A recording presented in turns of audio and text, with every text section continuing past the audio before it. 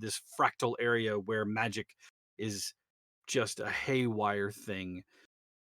There is a small town that exists just on the outside edge of that dead zone, and this is where the team has found themselves while they were waiting, resting overnight. The wail from the woods woken them. They went out to see what it was, and what they witnessed was a wailing woman, wistfully waltzing back and forth through the forest. A quick turn of the undead made her skitter from them, allowing them time to move back.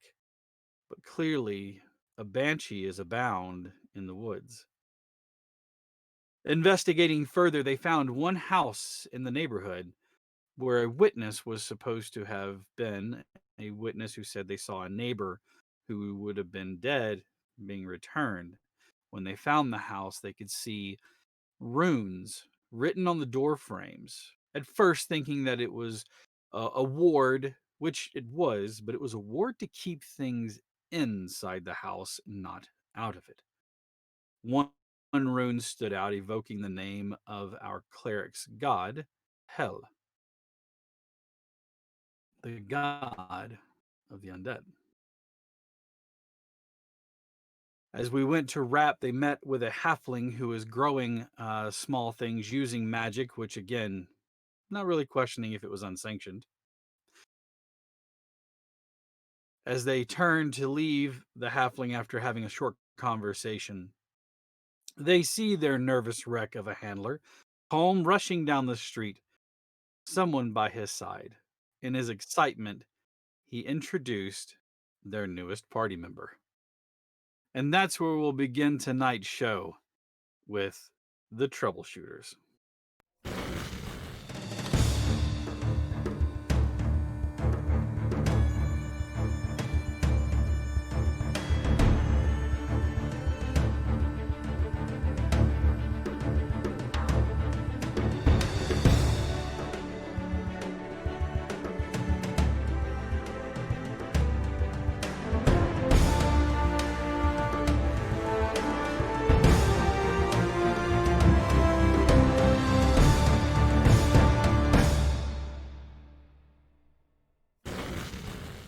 Welcome back, everyone. And tonight's episode of the Troubleshooters, Colm Haim is excitedly rushing down the road. Beside him walks a figure. As Colm approaches, he says to you excitedly, I have found the last of our members. Everyone, this is... I'm sorry, what was your name again? Gajelder. You've called me Gej. Gej. Gej. Everyone, Gej. Everyone, please introduce yourselves. Make yourselves known. I'll walk up and extend a hand. My name's Moonin. Pleasure to make your acquaintance, Moonin. Welcome to the team. Liz looks at the sweet cinnamon bun of our party and goes, "Found her, like, on the side of the road? Him? Found him on the side of the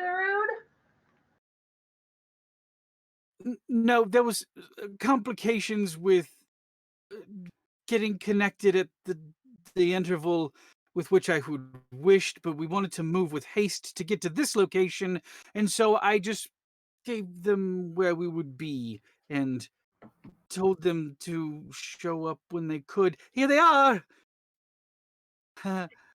He found me on the side of the road.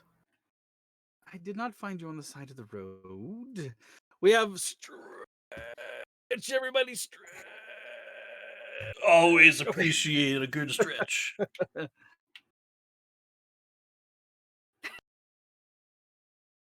My legs are crossed. I can't stand. It's fine if we found you on the side of the road. I'm Lysandra, but you can call me Liz. Pleasure, Liz. And I'm Emrys. What have you found in lieu of last night's events? All very exciting. I filled out the paperwork for us all. Have you found anything more interesting this evening or morning? I'm excited to see what you have. Liz just points at the house. I assume it's behind them because they were like right there, right? Last week. Yeah, you were right by it. Yeah, you can absolutely see the house with the runes right behind you. Yeah, she just points to it. She doesn't say anything. She just like, that's what we found. It's a house. There are houses. I'm going to put my hand on his shoulder and just kind of lead him up to the door and point out the runes. Oh, okay. There are there are Then- drawings on the Then door. I'm going to take him by the shoulder and walk him around the house, pointing at the runes on every way in or out of this house, and then meet Oh. back up at the front of the house.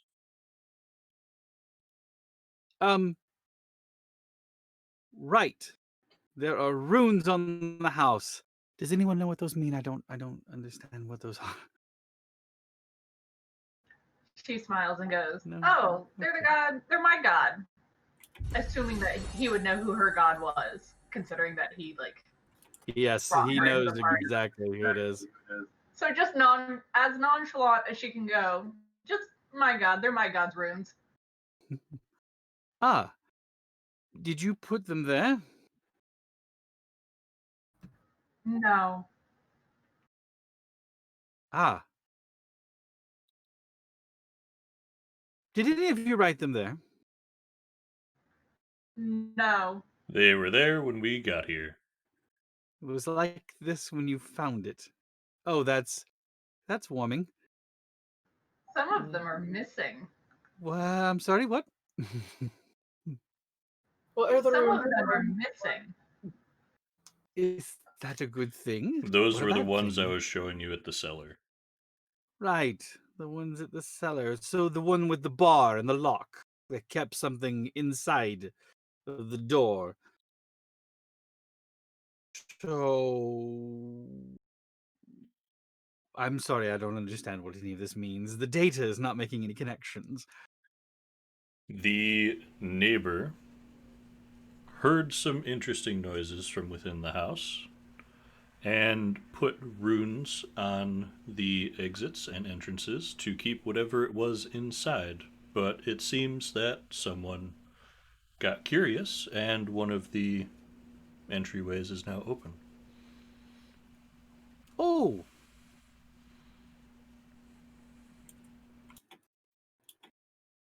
Didn't catch a word of that. Nope. This is also the house that you sent us to. Mm-hmm. Ah! So, we've been inside then. No. No. No. We just finished a perimeter search when you strolled up. I see. Well, I will leave you to it. I'm going to go and find paperwork to do, requisition forms to fill Away out from the house. away from that house. You don't want to But- see if there's any papers in there that you might need. I have faith that you will I have faith in all of you that you will return triumphant with whatever it is in there. Excuse me, I'll see you later. And with that, he turns and hurries, his coat flapping behind him as he walks. Shame we couldn't bribe him with paper. It was worth a try. Good shot. What Could are be the better. runes for? Feel like he'd be fun in a haunted house. House is haunted. Just pulling out knives. Sorry. Pulling out. I'm sorry, what? House is haunted. It's haunted. Sorry. Actually, I guess in this game, it's spin the cylinder, lock it into place. All right, there's a haunted house. I'm sure it's not haunted. I'm sure that the runes are there for a perfectly good, explainable reason. Totally there as a precaution. We're fine. Maybe I somebody mean- just likes yelling. That's all. So, if memory serves, Maybe it was. we were given a key by the garden halfling next door for the cellar door. No? No, the Nope. talk was breaking down a door. But I could just pick the lock Sure. instead of. If by given a key you mean a set of thieves' tools, then absolutely you were given a key. We were given a key. Gestures at Emrys. You may not have been given authority to do so, but you've definitely been given a key to do so. Technically, Yeah, he it's in knows the badge. to go in. Sorry. Technically, the neighbor said that we could go in. So technically, we do have authority to go into the house. I Just think not the by the badge owner. you say. I think the badge you have sewn into the inside of your jacket gives you a little bit more authority than that too. Well, let's not open with that. You're not. You're saying you're not going to play Detroit in this and just kick open doors. That's more of All right. a, hey, what are you doing? Go away. Multi-pass. Are the runes on the building for? What do they do? I'm afraid I'm not familiar with hell. They're supposed to keep whatever was inside. We don't know if whatever was inside is still inside, but that's the point of the rune, is to keep things in. But we can cross the threshold with no problem. We just need to have a roughly shaped hole that we can actually walk into. And I'm not strong enough to make the hole, but I really want a hole rather than just opening the door. But, opening the door is probably a better idea. Why don't we go into the way that's already broken into? The neighbor put a lock on it, but that shouldn't be too difficult to get by, hopefully. Smash the lock. And it's not on the street side, so it might be a little more discreet. Smash the lock. Yeah. Liz touches Emerus and just goes, "Go be lucky. You got this." Was that a little guidance I just saw there? Yes, it is. That would All be- right, add a that's perfect. D4. Now, I don't play rogues very often. Is it sleight of hand or dex plus proficiency? Do you have expertise in your thieves' tools? I'm pretty sure I do. Okay. Let me double check extremely quickly. Yes, I do. Okay. So it is your proficiency plus half to a minimum of 1. So basically, double your proficiency. Sorry, double your proficiency, add your dexterity, and then roll, and that's Double what you my get. proficiency. So your Add my proficiency dex. bonus at this level is 2, so be 4. Yes. So plus your and dex then mod, dex. So right? automatically So 7. D20 Okay. and boom. So that's 19 plus that. I can't read A this dice. D4. That's a 20. A total of a 20. It is not a very complicated lock. It's one that you're very familiar with, and you do so deftly. And as you do, you are actually able to reclaim the lock as opposed to breaking any of the tumblers within it, making it to where you can actually reuse it. Oh, perfect. I'll just probably place it nearby the door just in case when we leave we want to relock it before we go. I'd let everybody know where the lock is. It's just like along the side wall of the once the door's open kind of thing. Sure. Thing. All right. So access to the cellar has been granted thanks to some deft work from Emrys, who is leading the way in. More than willing to go in. Probably. No volunteers. No, this would probably go in, especially considering that she has eyes of the grave.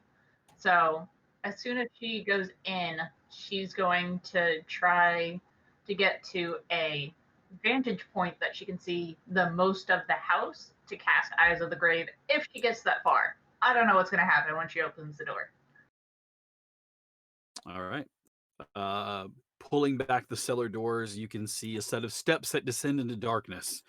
Ahead of you, there is nothing but the smell of like the earthen cellar, um, some other like incense or spices, but nothing else, and a little bit of a hint of something else, like um, some sort of like natural preservative or a slight chemical smell, but not like it's kind of far off in the distance and floats down. Along with it comes the very slight scent of decay. Like embalming fluid? Yes, but not formaldehyde.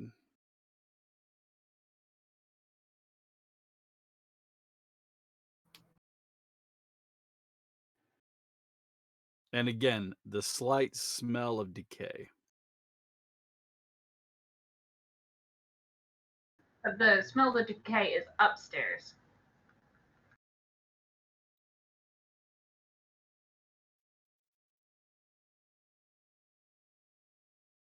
Smell is upstairs. Can she see anything in the room that seems odd to her? So, as you descend the stairs into the cellar, it is exactly what you would see. It is a part pantry. You can see where things have been canned and set up on, or jarred and set up on shelves. Some dry goods. There's a chute that leads from one edge in town to it, and you can see that there is a small pile of coal at the base of it. There is also a furnace here with a vent that runs off of it in several different directions, used to warm the house. Um, Other than that, it doesn't. There's nothing in this area that really kind of stands out. However, give me an investigation check. Since you do not have a light source, you're just using your dark vision. It will be at disadvantage.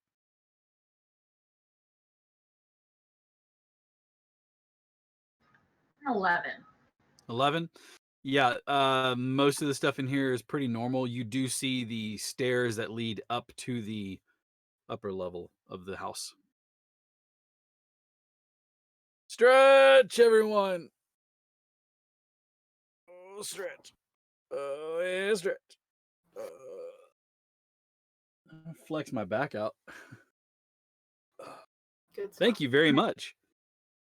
Yes, have fun with the points. Remember, there are other things you can do, like hydrate. And if you want to spend claws, you can do boons and banes and things like Speaking that. of hydrate, Hydrate!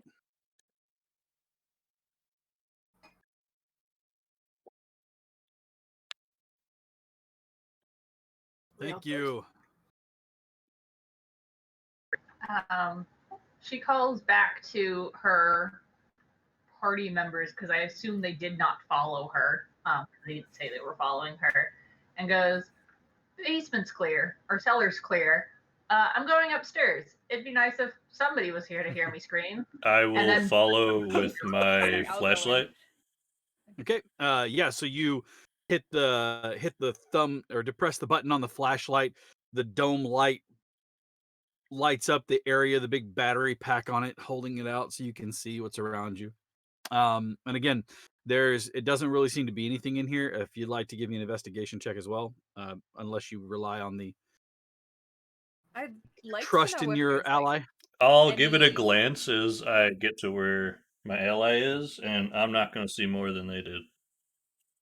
Is there That's any a other form solid of 5. any Yep. sort of natural form of light source, like what they would have used in the basement? Yes, actually, at the door at the stairs down, there is a there is a A switch? yes. Hang on, my brain was thinking of something. Actually, no, it's not in the middle of the room. There's a draw cord. Can Yes. we? Can I?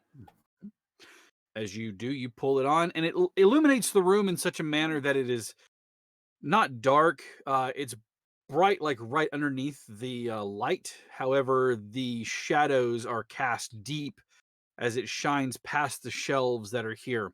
The room itself is not entirely large. It's probably about 15 feet long by about 20 feet wide or so.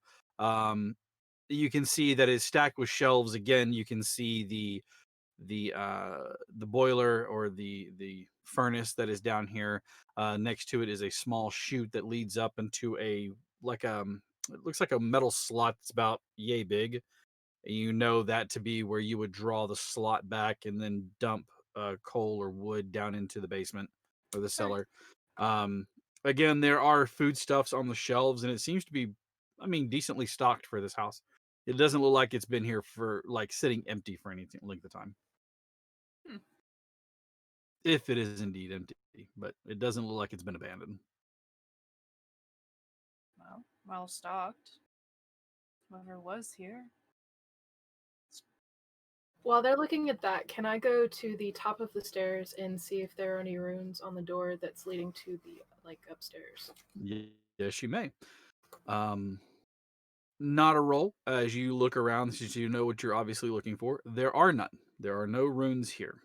The door itself, just give it a jiggle, doesn't appear to be locked either.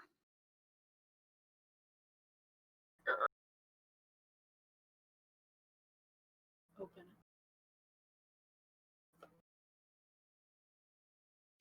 All right. As you open the door, it easily swings open. And let's see, at the top of the stairs, I assume my two clerics are at the top of the staircase. Both of you give me perception checks, please.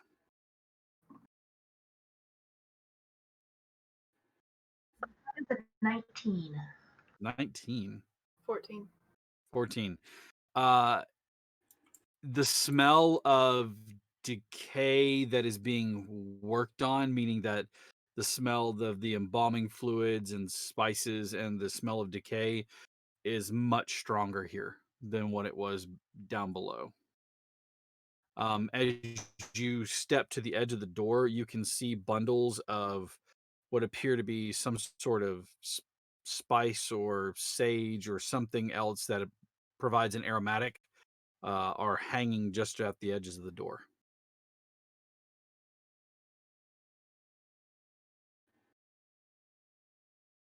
If Liz looks at the bundles, would they be things that she would know? Are they just like sage and spices, or are they like ritualistic, like religion things? No, they're not used in anything religious. You think it's literally used to mask the smell of something. So like lime or something?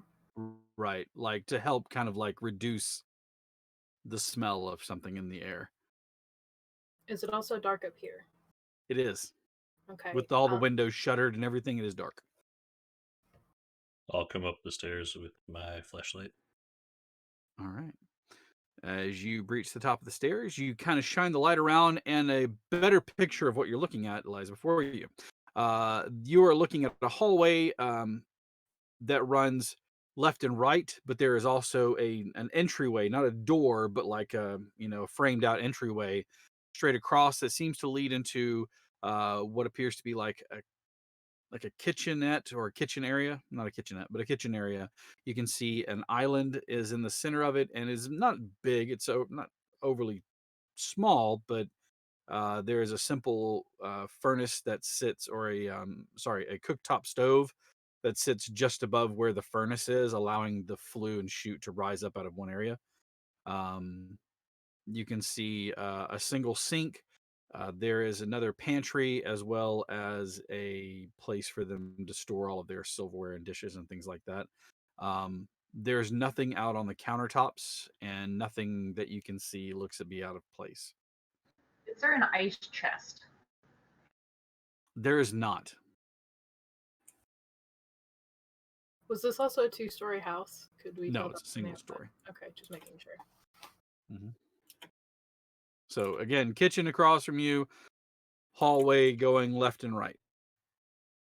Are there any of the like fruits or vegetables that we saw in the neighbor's garden in the house at all, whether they're rotting or not? Perception check. I see all the things with a 23. You do. As a matter of fact, you do. They seem to have been here for a few days. You can start to tell that they are starting to go south, and they are sitting in a small basket that is there on the counter.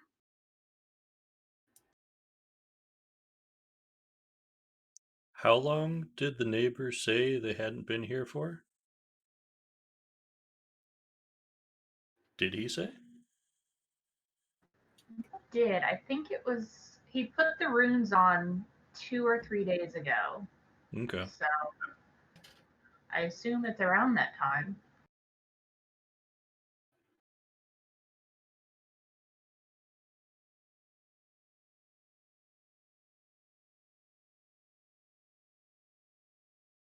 So, do you want to split up and search each hallway in pairs, or do you want to scout this whole house together?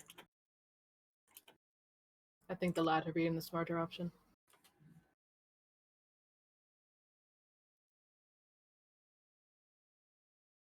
We can each take a cleric. You get a rogue and a cleric and a fighter and a cleric. Congratulations.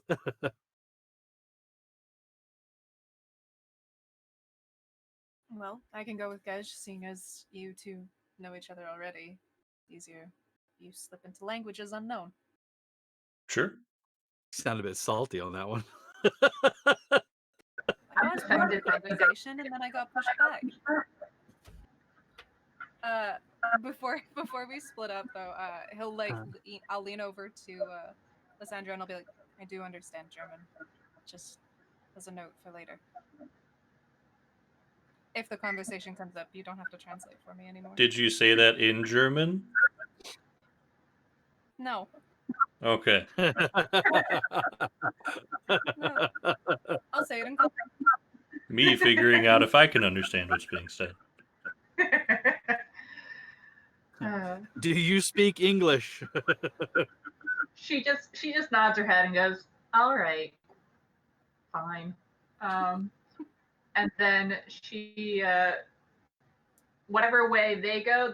She goes the opposite way. So she's trying to like kind of. I assume the door is like locked or unlocked. Well, the hallway just extends in left to right, so you just tell me which way you want to go. We're going left because we're not right. Okay, so the heroic gunslinger, along with his cleric friend, go left, leaving our intrepid Emrys and newfound cleric friend going right. Left-hand side, as you get to the end of this hallway, that does end in a door, and there's also another door just off to your right.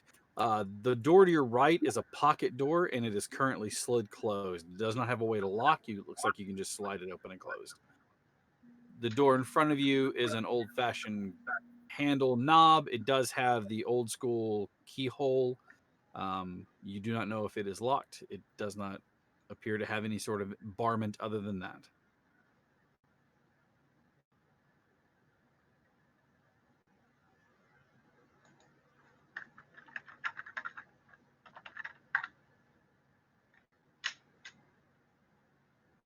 Right-hand side.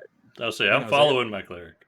Okay, right-hand side. As you get to the end of your hallway, there are 3 doors. One to your left, one to your right, and one dead ahead of you. The one to the right is open, and you can see that it is a bathroom. The one directly in front of you is closed, and the one to your left is also open. You can see that it is a like a den or a living room, and the door that exits out of the house is directly ahead of there. Does it smell more potent, like the decay, anywhere around here? Yes, there seems to be a stronger smell of it coming from the closed door. And try that handle there. Okay. It is not locked, and it opens with ease. I'm gonna very carefully and slowly open it so I can kind of like peek in before, just in case there's something in here that can actually harm, because there had to be a reason the runes were put there. Okay. Opening the door carefully, you see this darkened room has the heavy scent of death hanging in the air. It's cloying and it makes you kind of want to back up. There's a moment where your body wants to retch. You push that down and you look to see 3 beds set, one in one corner, one in another, and one at yet another corner. And all of them seem to have a form lying in that bed. Okay. They do not seem to move or stir or do anything when you open the door. Is there a window that's visible from here? There is. There is a window that is shuttered. It is on the outside edge of the room. Okay, I would like to cast Thaumaturgy to open those shutters and close them again, just to make Okay. noise. Remember, Thaumaturgy will work if it is not locked. Okay, so they're locked. Yeah, so it's like you pull them in and there's just a little hook latch that covers over them.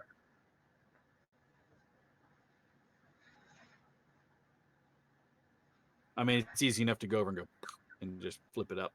Well, I didn't want to go into the room. It might be something weird. Oh, okay. It might be trapped or something. There's stuff hanging all in this house. Yeah. Which you do see more bundles of that stuff hanging here and there. It's doing very little to abate the smell of death in there.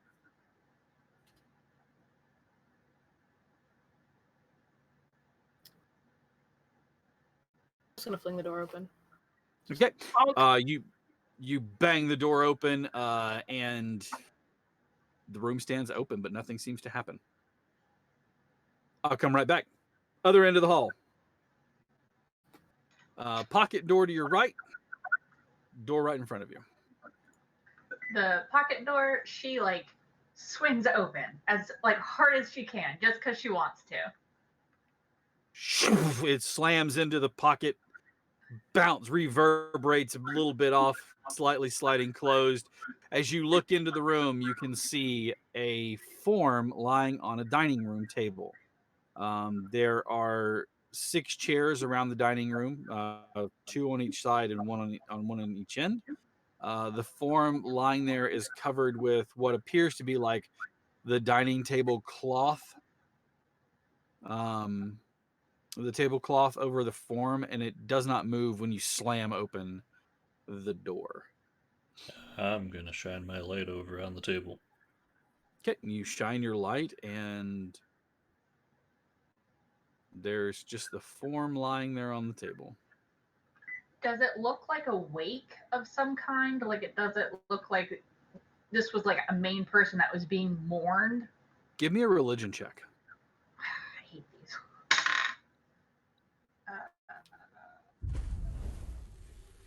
Ooh. That is a 17. All right. Congratulations to Moonin, who just got a boon.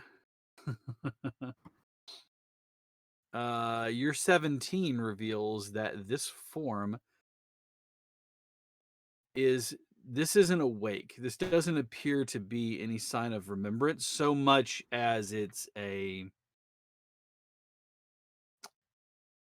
almost like an examination or like a preparation for being interred to the great beyond.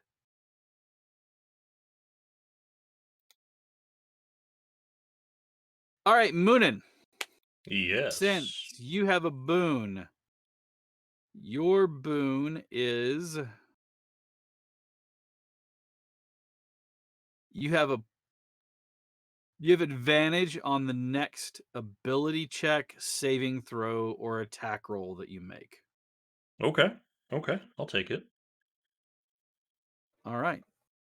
This room, other than the body, has give me an investigation check. As a matter of fact, I will let you choose who makes that roll. You probably know more about bodies than I do. I definitely know more about bodies, and my perception is really high, but my investigation skills are nothing.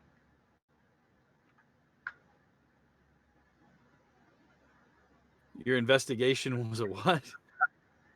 I have a +0 to investigation. Okay. Sure. Well, you know what? Let's flip a coin on it. Call us in. Heads. It is heads. It's your pick. That's a 9. That's a 9 for investigation. Okay. It's not a difficult thing. Lying around the body, you do see some very familiar tools. Given who your goddess is and knowing what you do about the dead, you can see some tools used for preserving the body, or, like I said, preparing them for the afterlife. A long metal rod with a hook on the end of it. Some other things. In the words of Rachel Wise from The Mummy, they stick a big hook up your nose and they swirl it around and pull your brains out together. It's pretty much what happened. I mean, yeah, should that have had a content warning, I guess. Sorry. So yeah. So yeah, you see some tools lying out there. The body itself appears to be just like,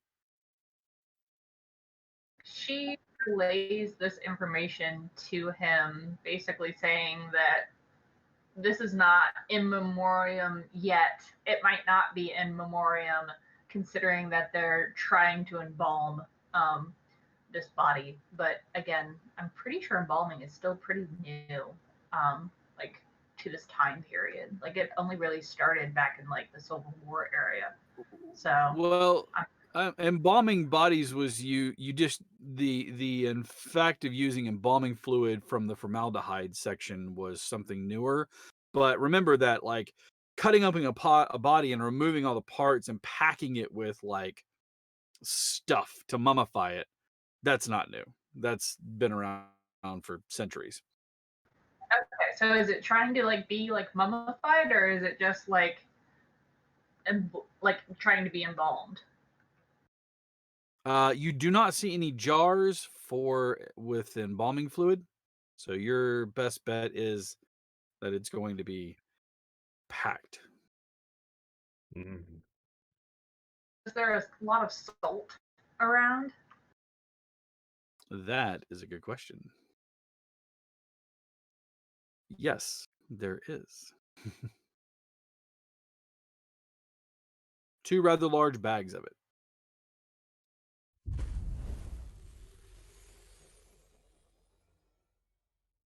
She points out the salt bags and goes, "They're trying to just kind of keep this body fresh. I'm not entirely sure what for." Can she sense any sort of magic trying to keep this body fresh?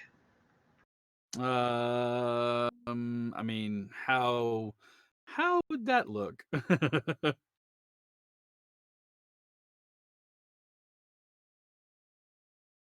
How what method are you going to use to determine if there's magic on there?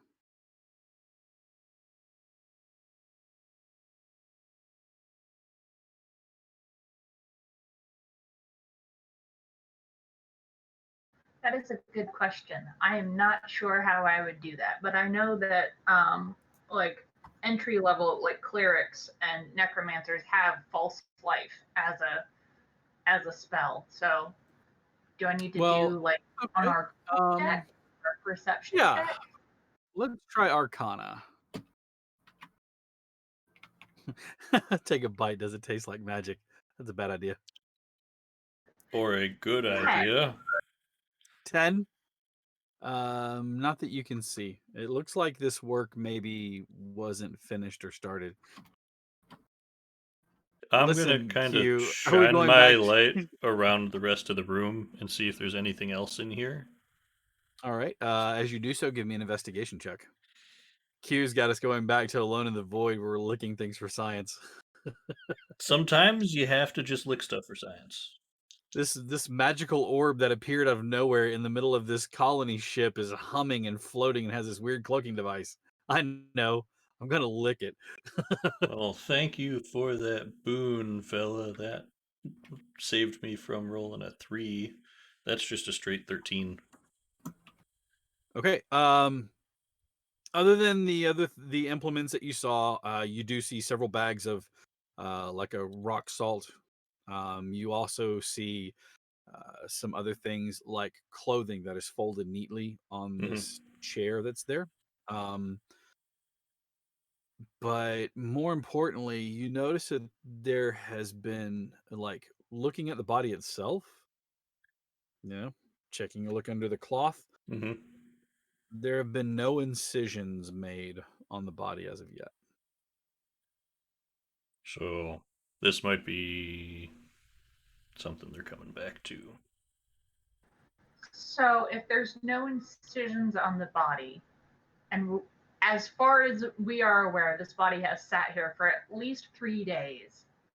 Can Lysandra look and try and like turn the body over to see what colors the body is? Because that will tell her about the decomposition of the body. As the nurse in you is coming out.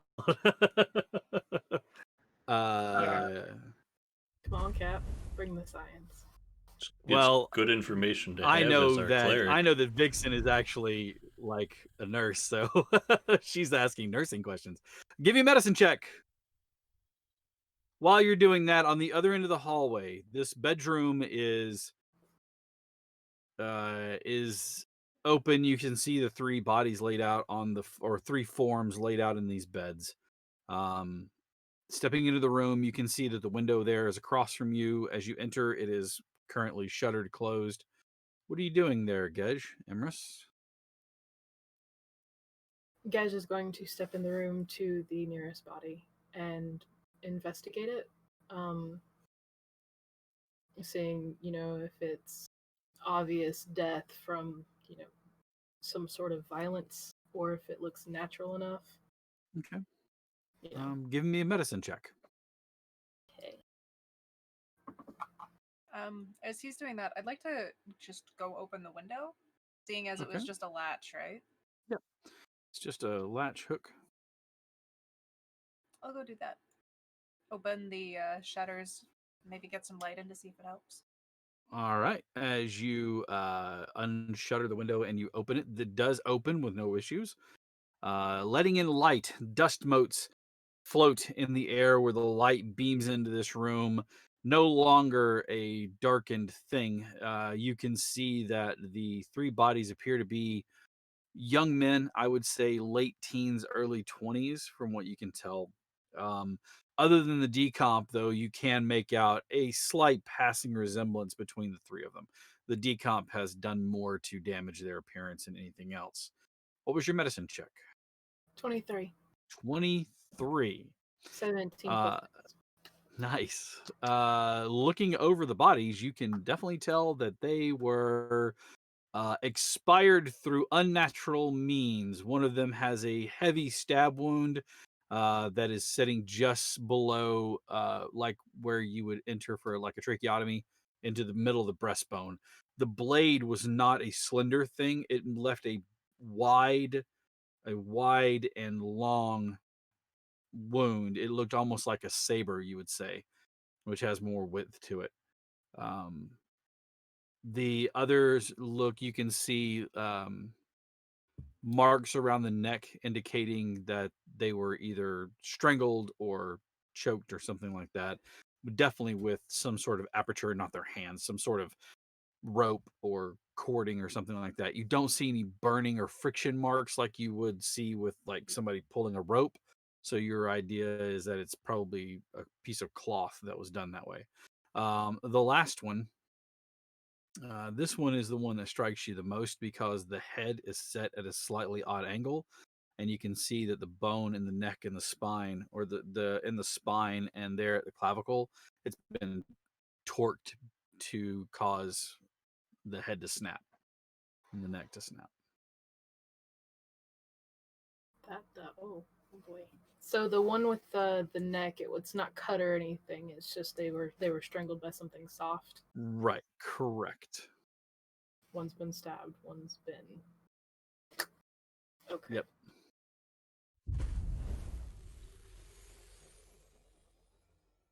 I'm assuming all of these were brothers. They look alike. Brothers, or somebody's looking for someone in particular? Perhaps they could all just fit the bill. I'm gonna go over to the one with like the stab wound in his chest and kind of like, look Poke it. into it. I'm gonna stick my finger in it. Exactly. I love that. This is getting awkward. All right, so as you go prodding and poking around, I'm gonna come back to the other end of the hallway. All right. So, what was your medicine check? 9. You're doing great, sweetie. As you go to roll the body over, you realize that it is slightly heavier than what you were expecting. You call over your friend to kind of move the body, and as you do, it lets out a slight moan.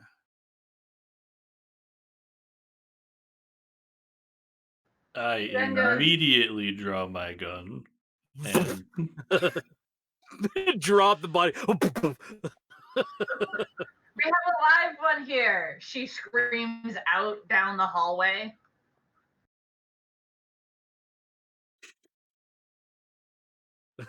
Say that. told Say that you to again. I'm take a sorry. bite. Well, before she says anything, is it like a normal like body noise? Like, because bodies make noise when Make they noises decompose, or is as it like like actual moans? it is not gas escaping the body as it decomposes. It sounded like a vocal cord movement, like oh. She calls out down the hallway to the rest of the party members and goes, "I think we have a live one." Okay, Janine Melnitz, we got a live one. All right. So from down the hallway, you hear, "We got a live one," as you are poking and prodding in there. Are you literally using your finger? Yeah. Okay. I have gloves. Do you want gloves? I promise I have gloves. I don't. No, I'm fine. Seen a lot worse, honestly, on living people. It's okay. But we should probably go into that live thing. Make As sure we you close were- the door behind us. As you poke and prod, you felt your fingernail tapped against something that was not bone. It felt like something else. And as you, I don't think in all the time that I've been playing live on camera, I've had anybody ever make that gesture at me. It's It doesn't hook. What's it got in It its doesn't chest hook. cavity? Split it open. Let's find out. It I'm it does not scoop. It feels like it's got more width or something to it. Like you would actually have to like cut and pry in there, or stick your hand in and Do try you to wanna pull. have a knife? that would actually be helpful. Dagger outside of its sheath, handing it right over. All right. Are you then rushing down the hallway? No, I'm gonna stay until Gej is done, and then once Gej is done, then I will go. No. All right. Cutting I'm it open just standing there with a flashlight and a gun. and a pistol. Just push to its temple. Like Dare you to move. you get to where you can get your hand in and you close around what feels like a gem or a crystal of some sort as you pull it out with bits of ick on your hand. It is indeed like a pale yellowish colored gemstone, but not like you can recognize it right offhand. You have any idea about this?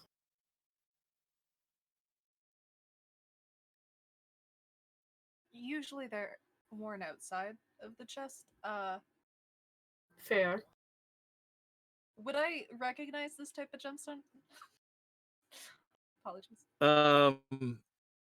It is not a gem of value that you are aware of. Okay.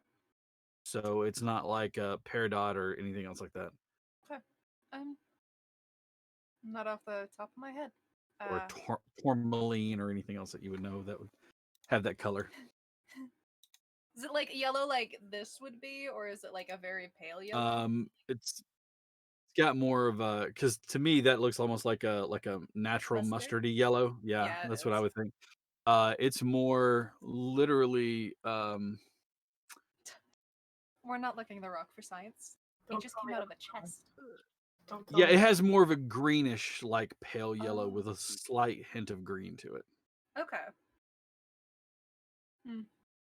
Not. Nope. Not that I recognize, sadly. Almost like a pale amber with like something in there. It's kind of hard to Does it look like it's nail a down. like it's been cut like you would see on jewelry, like for necklaces or bracelets or Yes, it rings? does have facets, and also the closest one I can tell you is peridot. That's the reason why I mentioned peridot, because it's like the closest thing. But peridot can also be like green, but Yeah. there's a yellowish tinge to it.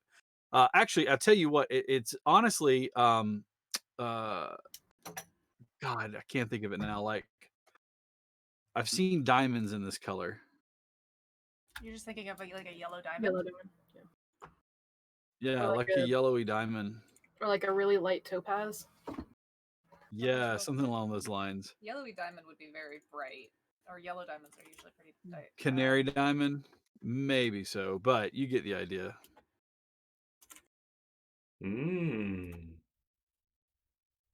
Oh, interesting. Well,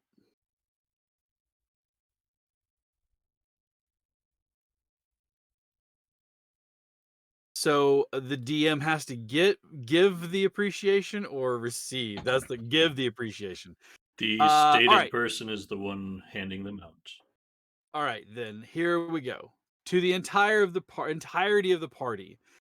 Kudos on everyone's costumes, from Emeris's teacup to Liz's white hair, to Otter playing exactly how Moonin would be dressed with the vest and everything. And we know you don't have the hat on today. It's okay. It is too hot in this room for It that is hat too today. warm. I'll be honest with you, it's too warm in here to be wearing this big, like, functioning coat, but there you go. And especially to our new player, I love the tusk. I was not expecting to see the tusks on there. So great job to all of you guys. And while we're at it, since I've just expended a bunch of words, hydrate. I'll do it again because it's also hot here. I like my tea. I'll do it again. Like, it went from being, oh, it's 34 overnight tonight, to being like, oh, the high tonight is 68. The high for the day is 79. I'm like, this is dumb. It's too warm Be in for the coolest November. spot. It's I'm only still at like 66. 80 degrees here. Yeah, but you enjoy that weather. True, but the hurricane I'm not enjoying. No, which we're so glad to have you still here with us, despite all the wind and rain and stuff that's going on in your area. So again, it's probably about the size of like the palm of your hand. Okay. So it's a pretty decent size. So I'm gonna go back in there and make sure there isn't anything else in there. You diving into the cavity, is reaching in. Just gonna spread it open, look a little bit more now. I've seen this magic show. I don't. You know, It's a corpse of holding. since Gesha's going through the one, can I look at the other bodies to see if there are any holes in their chest? You may. Yes, there are. Haha. Well, seeing as Gesha's still figuring that one out, I'll let him know that I'll take a look at these ones. It's I'll pull out my other dagger and put some gloves on and go digging. Excellent. You dig in and you also find a crystal about the size of the palm of your hand, much of the same color and cut as the one that Gesh has. I take it the other end of the room, the other end of the hallway, they have not come running when you called. We got a live one. I am standing there with the gun, seeing what happens. At this point, she's going to cast Eyes of the Grave just to see if it's undead or if it's really alive. Okay. Eyes of the Grave will determine if there is undead within your area. Is that correct? Within 60 feet of me that isn't behind total cover and isn't protected from divination magic until the end of my next turn. This does not appear to be undead.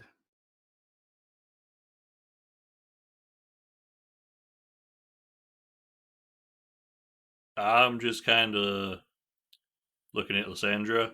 If she says shoot, I'm shooting. It's not dead. We could probably heal this. Maybe. It's not dead.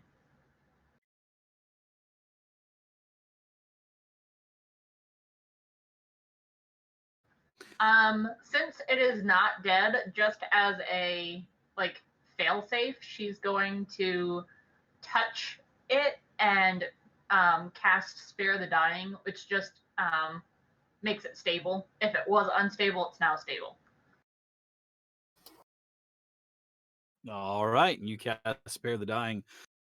Excuse me. On the corpse, not the corpse, on the body that was lying there. It doesn't really. Well, it seems to have stabilized them. It seems to have taken some effect. You said that it tells you if there's undead as long as it is not behind complete cover. Is that correct? It Yes. says, as an action, you know the location of any dead within 60 feet of you that isn't behind total cover and isn't protected from divination magic until the end of your next turn. As you look up to see Moonin and kind of like look around the area, you get the sense that there is undead in this house at the other end of the house. She then looks at him and goes, we have a live one, but they have dead what? They have undead things. We should probably go help. Do we just leave them? They're stable. I mean, I didn't see any weapons in the room, so I doubt that they can come up and stab us, and I also don't think that they're really going anywhere, but they're not going to die anytime soon, at least from what's in our room. Do we want to make sure that there's nothing in this other room before we go and help our party mates? You're the one who said there might be dead things? Are they close or far? I don't know how this works. They are in the house towards our party mates. I am unsure of anything besides that. We should probably attend to that. I assume that there wasn't an undead thing in the room that was by us, right? No, the door was closed. We can peek in as we leave.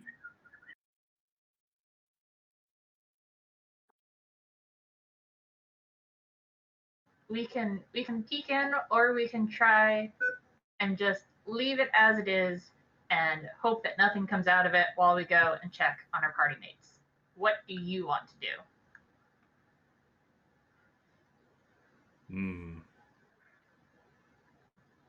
If we know there's undead in here, I would feel better knowing that all of us are there.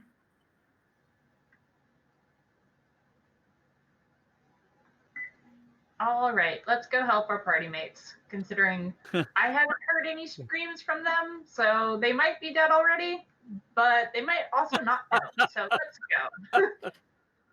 I mean, who's to tell, honestly?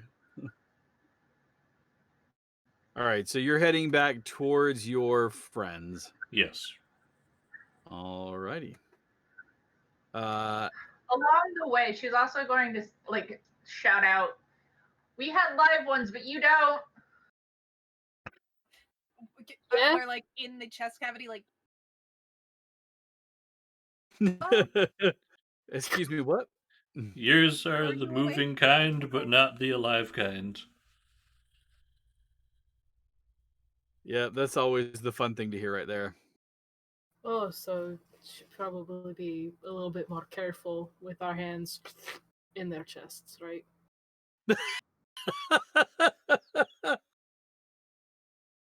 Yeah, Moonin's gonna follow up the statement with, "Yours may be dead, but they still might move."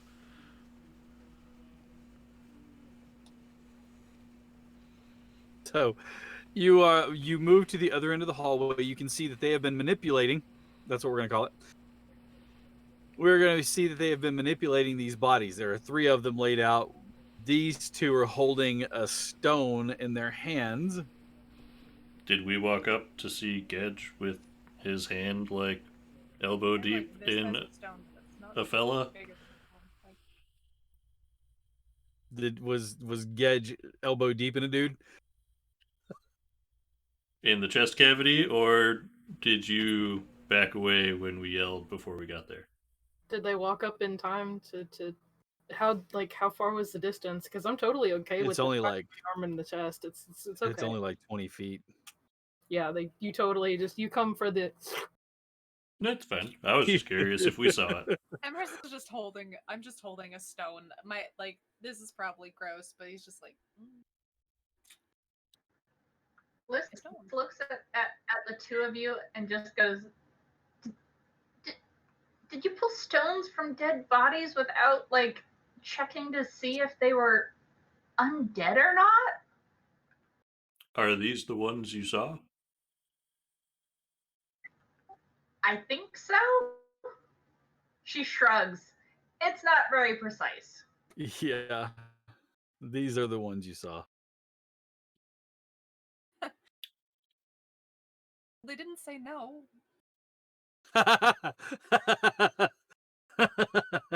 Doesn't mean they said yes. Just Do gonna you kind think of. that the stones might prevent them from saying yes or no? Do you think that it might have been keeping them mostly dead? Just stick it back in.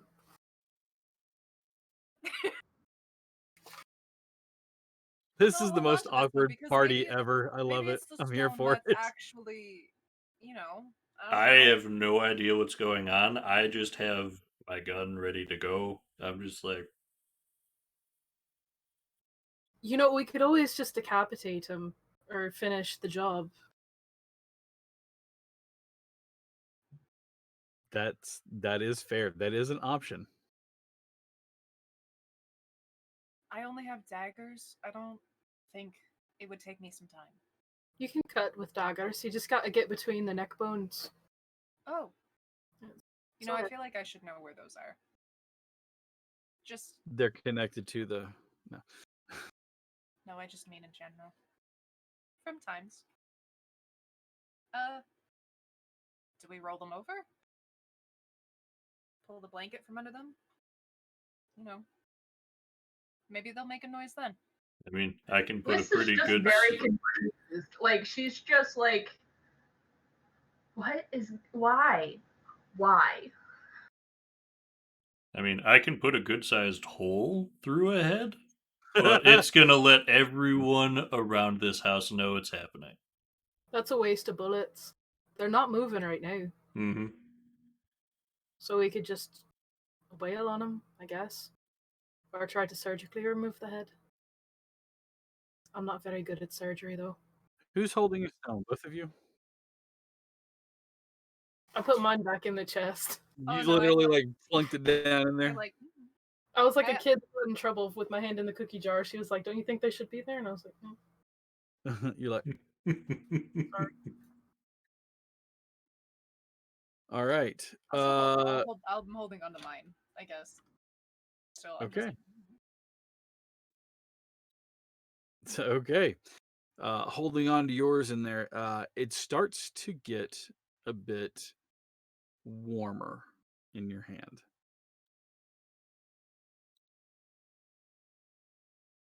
Like not burning you, but you can definitely tell the inert coolness that it had on it versus this now slightly warmer feeling that it has. this one's getting warm. That's it. That's all I got. The nonchalant attitude that you just took with that response was fantastic. Oh, this is getting warmer. it's nice on cool skin. I mean, I'm wearing a She- glove, but She just takes like a very deep like sigh and just goes, "Let's hope that you're not cursed. We should probably kill that one first." She reaches in No.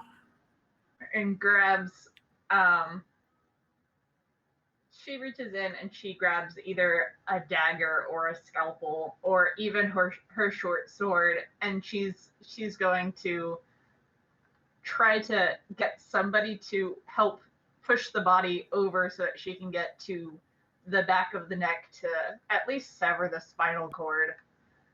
Sure, I'll help you. Yeah, you've got several people there that can help you with that one.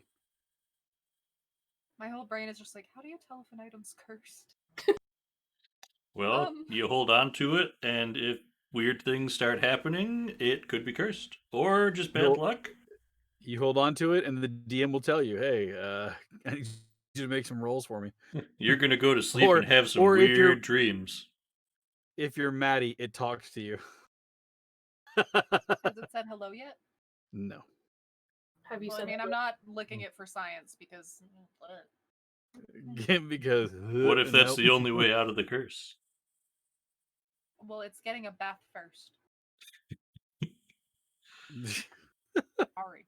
Okay. Well, I'm going to help you flip that body over. I'm gonna sever the spinal cord between C5 and C6, so that if it's a talking person, it will still be able to like talk and bite, but like the rest of its No body movement. should not be able to move. Yeah, so it can talk and bite, but not move. I enjoy having medical personnel in here. Me too, honestly. That was very precise. I enjoyed that. Isn't she wonderful, folks? Give her an applause. Okay. Well, then I need to make some slight movements here. So everybody who is watching, bear with me one moment, please, Sure. because we need to show you what you're dealing with.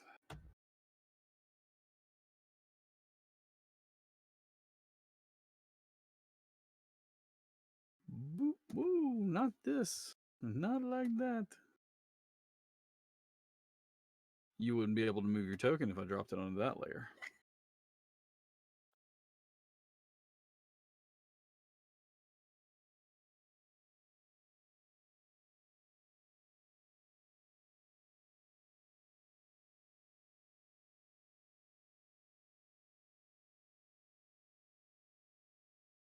I meant to ask you earlier before we jumped on there, did you have artwork or anything that you want to use? If not, I've got a token that I can use for you. I have plenty of them. I'm gonna be real honest. Whenever you had me try to do that, I completely forgot about it because I got distracted with something else. No, that's okay. It happens. I've got one that we can use for you temporarily.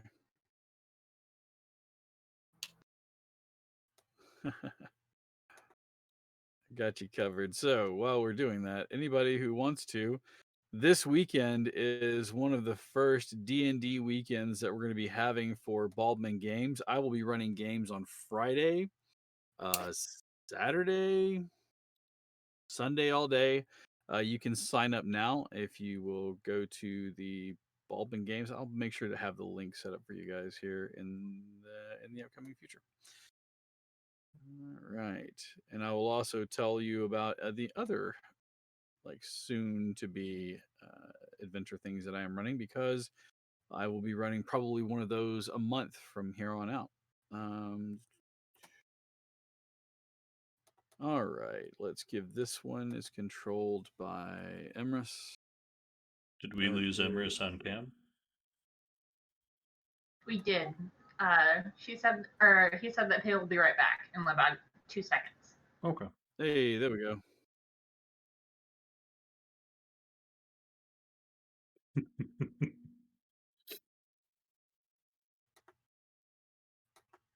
I looked up and it was a black box. Like, oh no. Apologies. Yeah, this cam has a privacy. That's handy. It's nice, except when I forget that it's a thing and I like half do it. Like now I can be shadowy. Spooky. Now you're sneaking about the place. I'm here for it. I like it. I have one that I was going to use and I just completely misplaced it. I'll have to find that again.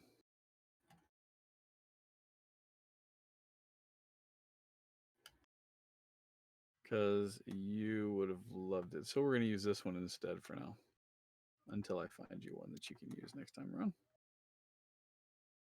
I'll try to do my homework next time, Cap. I'm sorry to disappoint you. That's okay. You're not disappointing me at all. All right. Everybody should see the map now. There are the rooms laid out as you've explored them, mostly.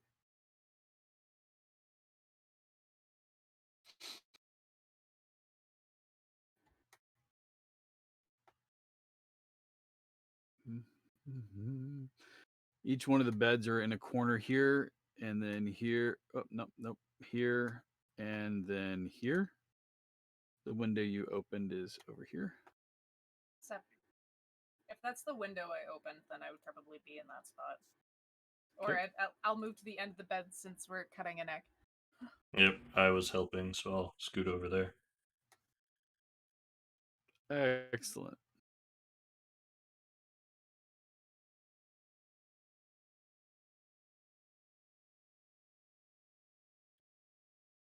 Come on, there we go. It is at this point in time that two of the three bodies rise up, sitting up at the waist and staring you all down. Their eyes are flickers of pale yellow light. One of them, because you're still holding it in your hand, right, Yup. does not move at all. Would you look at that? This was a good idea. I would hope that it wouldn't move, considering that we just severed its spinal cord. But does it like open its eyes at all? It does. Well, no, actually, it does not. But the stone in your hand gets warmer. Ah, she's still hot. Hot, hot, hot, hot, hot. Hot tamale. Time to hydrate. Hydrate. Is that the same one? It's a different That's a new one. one. It's gonna make me go through all my water. I'm okay with that. All right. As the zombies rise from the bed with which they lay, we are going to clear this. And I would like for all of you to roll initiative for me. Remember, you can do it in here, but if you Ooh. just want to tell me what your initiative is, you can actually add it as well. And thank you very much, Raymond. You guys have a boon for the entire party.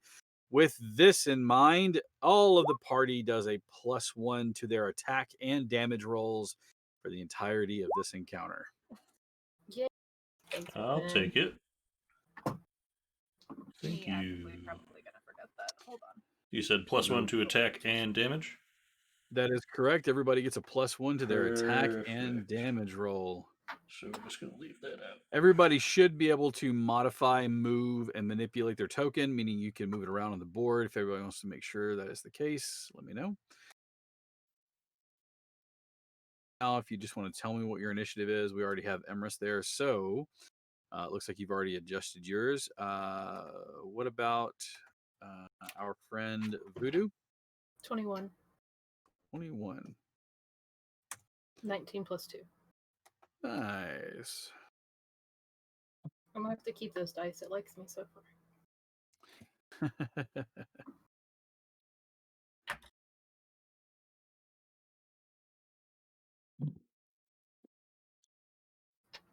All right.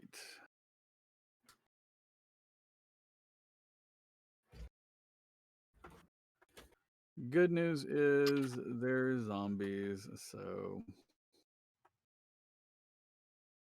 Bad news is everyone's gonna know we're fighting. Everything in this area, that is absolutely correct.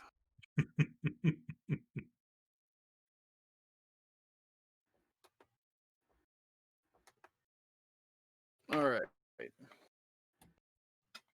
We're going to go physical dice all the way. Ooh. That would have been nice. Except for the fact that I would subtract like a 2 from that. All righty then. And first up is Emrys. You can see your zombie is there looking to gnaw on your brain. Mm-hmm. Preferably Mm-hmm. not. Could we not? I'd prefer if we didn't. Okay. Well, it looks like I will get to use a rapier. I think this time around.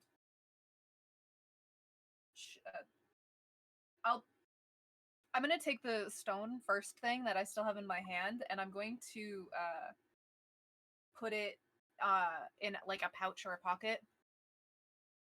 I have like a little belt with some leather pouches on it that have little vials, and then a spare pocket that has nothing in it. So,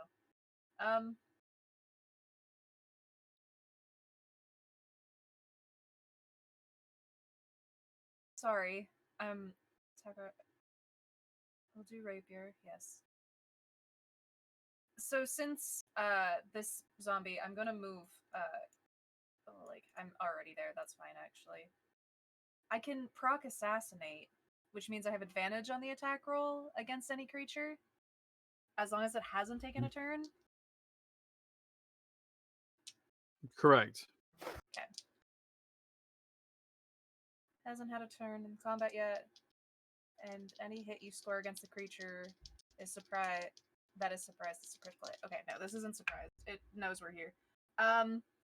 Well, that initiative was nice. Or that advantage was nice. That is a 24 to hit. That will definitely hit him. Now, because I had advantage, that procs sneak attack? Or no? That's my. I always get confused by that. Say that one more time. Because you have advantage, you do proc the sneak attack. Yes. Okay, perfect. That was my question. Yes, you do. So +1 to attack and damage. So that is 8.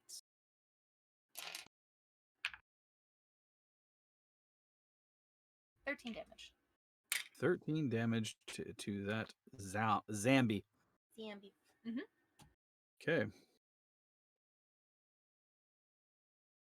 I don't know if it would help, but I would be trying to aim for his chest area.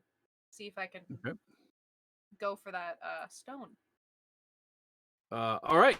Yeah, no, you feel you collide with it, but you seem to rake off of the side of it. Is that your turn? That is my turn. All righty then. Next up is Gedge. Okay, so he has a spear, and I call it a spear loosely because I guess we wouldn't necessarily carry those around, but it's kind of like almost like a sword tucked into the side, but it's made from a bayonet. Mm-hmm.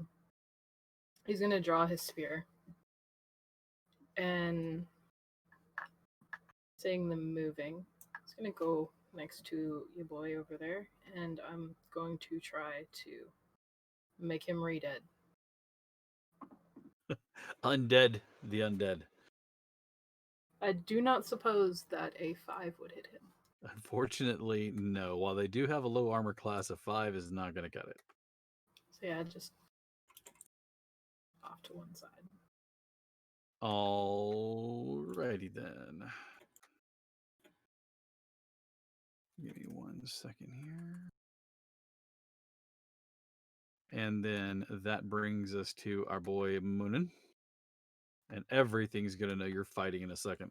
Oh, yes, I'd rather not waste more ammo than I need to, so I'm going to actually take a -5 on this roll for sharpshooter. Okay. And which one are you shooting? I'm going to apologize for the noise because this is not a very big space for what's about to happen. No, it is not. So that's a 15 -5 plus 8. So that's an 18 to hit. That will hit. Cool. Which one were you shooting at again? I'm sorry. That will be the one trying All to right. aim into the house so it's not shooting a bullet out into the street if anything Okay, gets good through. idea. That's 2d8 plus.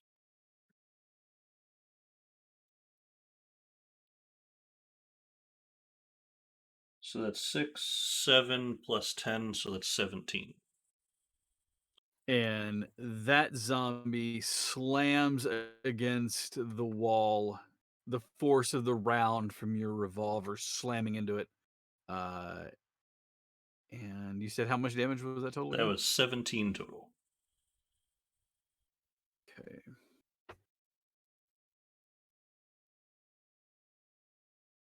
And it slumps against the wall and slides down, I coming to was rest. also aiming for the chest, trying Center mass. to aim for the gem.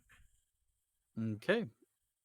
You're not sure if you struck it, but the zombie doesn't seem to be moving anymore. It seems to have worked. Seems to have put a stop to that one. And then next up, is that your turn? Yeah, that's my turn. This zombie is going to make attacks against our friend in front of it.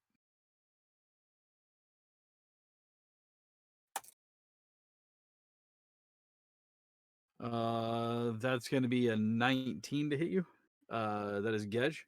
Yes. And then a 15 as well. Okay, so just the 19. All right. You're going to take 3 points of bludgeoning damage. It hammers its fist against you, striking you with what it has. This one is no longer moving. And that brings us to our clerical friend.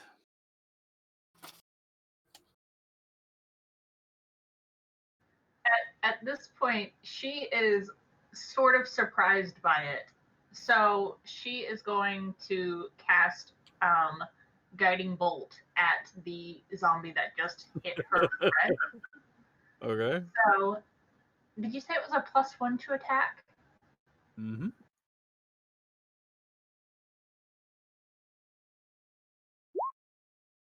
Does an 18 hit? An 18 definitely hits him.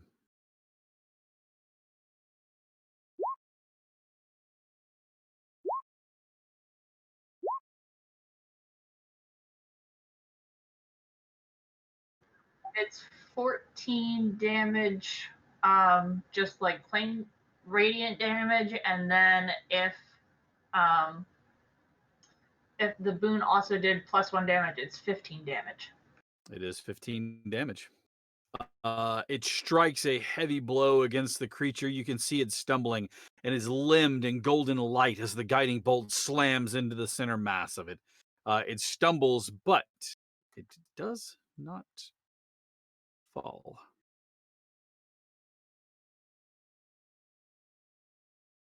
And that brings us back up to Emerus. All right. Um,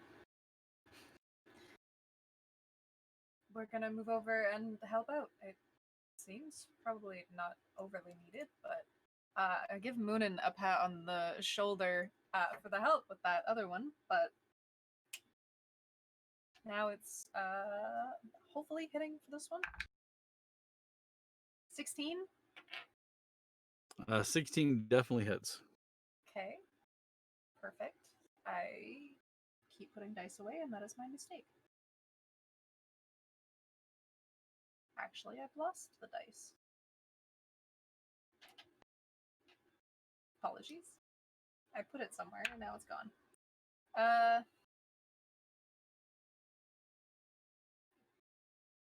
And then sneak attack procs because he's being bothered Because by... you have it right, because he's being harried by an ally. Ooh, big damage.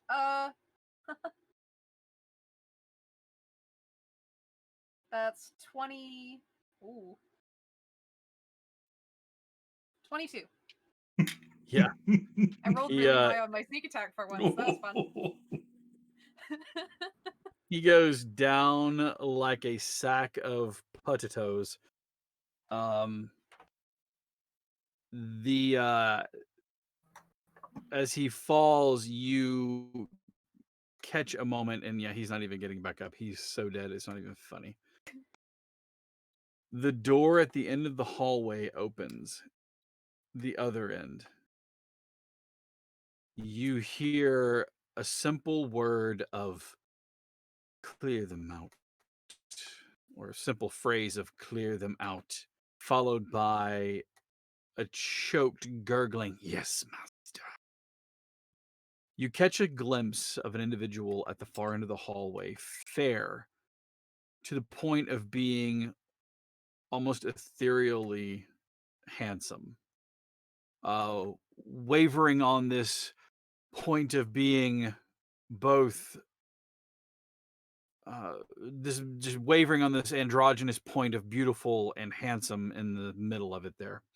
Their token is there. As you watch, though, they draw a hand across them, and as they do, their form swirls into mist, and they seem to disappear from you, flitting out of the nearest way. Down the hallway, down into the staircase, into the cellar, and then out, from what you can assume. Left in their wake is the very terrifying look of this emaciated, hungry person. Their teeth, particularly their canines, are extended from their mouth as they open it. Their skin is a pallor of white that almost reflects moonlight. They look at you with scraggly hair of someone who is hungry. She leaps from the room and starts to head in your direction. And as she does, we're going to take another break. We're going to take our first or only break of the evening. And I'm going to go ahead and put her stat in there. Sure. How long we feeling? Let's give ourselves 10 minutes. Does that work for everyone? Works for me. Excellent. So give us 10 minutes, and then we're going to conclude this evening's episode, and depending on how this goes, maybe the final episode. I'm kidding. We're going to conclude this episode of The Troubleshooters. See you all in just a few minutes.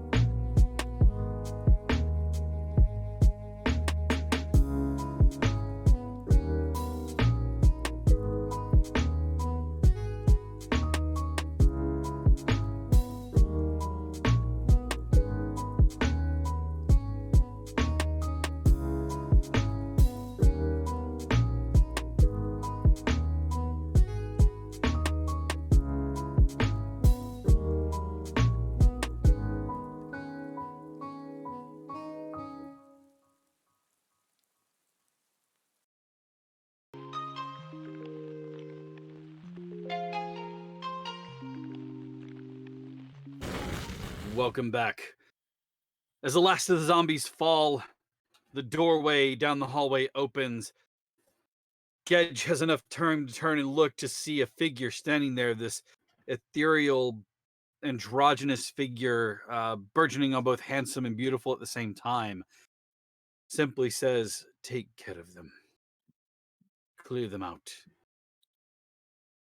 A responsive yes. Before he or it moves a hand quickly, evaporating into smoke, which flows down the hallway into the basement to not be seen. Coming down the hallway in this eerily jerky movement, you can see this creature that doesn't move like the banshee did, with movement of jerky things with hair flowing behind it. Instead, what you see is something that pauses for a moment before skittering preternaturally fast down the hallway, coming directly for you.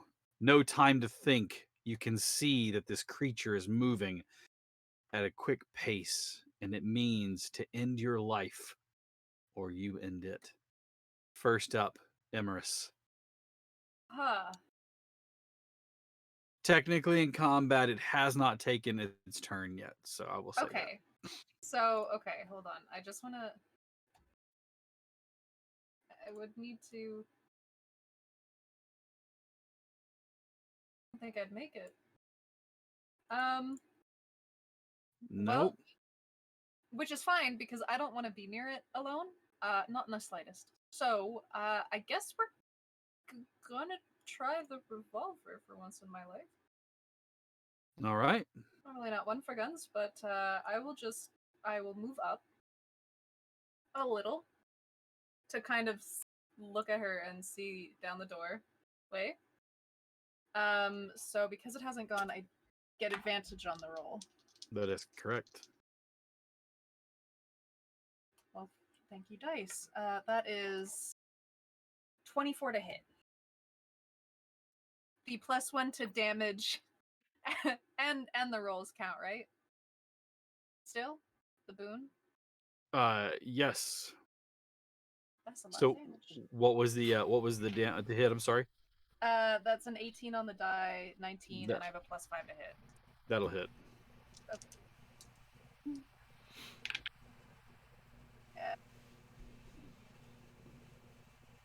12. Because of that, I get this. Wow. 16 damage. Okay. And then The I'm gonna... round. Go ahead. Sorry. No, go ahead. I'm just moving out of the way. You watch as Emrys quickly steps to the door, draws the revolver down on the creature, and fires one round down the hallway. It strikes the creature, which seems to give it pause for a moment, but doesn't seem to stop it as much as you would expect. You see the round tear through flesh and embed itself in the wall behind it. Crack of wood fills the air. All right. Gedge. Sorry. Just gonna move one more square. So, you know, in case it wants to come in, it's not looking at me. I'm in danger. So I Gedge. have direct line of sight on her from where I'm standing, correct? Mm-hmm. So I'm gonna grab the bird skull that is around my neck and Mhm. whisper to it, and I'm gonna cast Guiding Bolt at this menace. Math, I'm not good at it. You're great. 22 to hit. Yeah, that's gonna hit him. 16 plus 6. Nice.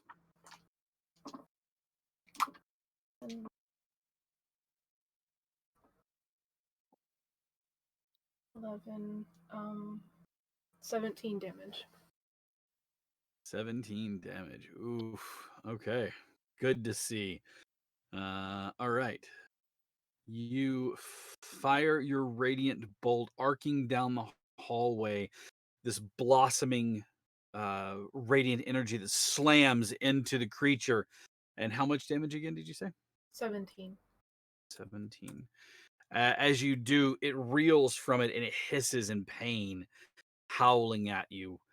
Its mouth open, this distended, wide open, gaping thing with these sharp fangs inside of it.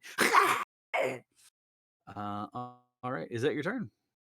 That will be my turn as he just kind of at it. He's goading it. All right, Moonin. Okay, well, I know how to handle this problem. I just want to picture Gedge standing there, and you just hear Moonin say, "Don't move," as he puts the guns on either side of you. Not my ears, bro. No, no, he says, "Lift your arms," and he just like comes up underneath your arms with it. I'm not gonna shoot it next to your ear. It's We're okay, I'd forgive you. same team. We are going to. This is at advantage because of that last Yes, attack. yes, yes, it is. Okay, so we're gonna try and slow this fella down a little bit. We're gonna try a dazing shot Okay. with the sharpshooter. So I'm gonna expend a grit. If I hit it, it has to beat a con 14 save, or it has disadvantage until the end of their next turn. Okay, good deal. So -5. Yeah, that's fine. That's a natural 20. Awesome. Natural 20. So -5 plus 8 probably hits. Yeah, absolutely does. Does it cancel the natural 20 with the Nope. -5? No? Basically, you wouldn't even have to count because a critical is a critical is a critical. If you roll a natural 20 in combat, it hits no matter what. Okay, because the sharpshooter adds a 10. That's why I asked. Yep. Okay, I'm sorry, fella. It's 8, 9, 10, 11, 16, 17, 18, 19, 20 with the +1, plus 10, so it's 30. Okay. And it needs to make a con save. And that's going to be a fun one for me to make. It just has to beat a 14. Well, that's a 17 on the die. Okay. He's fine, but You watch as the round slams through the creature. You expect it fully to have stopping power behind that. It tears through center mass as it reels up and looks at you, pulling a hand up and licking its fingers as it still trudges on. It's almost as though it didn't have quite the impact that you were expecting it to have. that's fine. That's my All roll. right.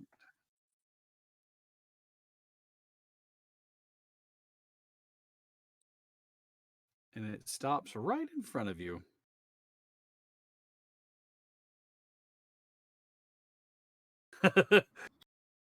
It says hi. No, it is going to reach out and try to rake you with these claws that appear to be their fingers end in these long, sharp claws. You can see all sorts of dirt and detritus underneath their fingernails. The first one is going to be a 23 to hit you. No, not at all. Not a close.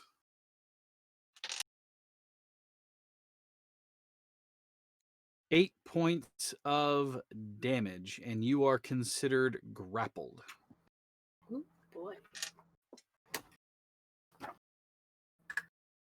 I'm gonna need that back. So 8 points of damage, you are considered grapple. It then opens its mouth wide. The fangs are needle point sharp as it tries to bite your neck. I'm not into that, lass. What is your armor class? 18. I rolled an 11 plus 6 for a 17.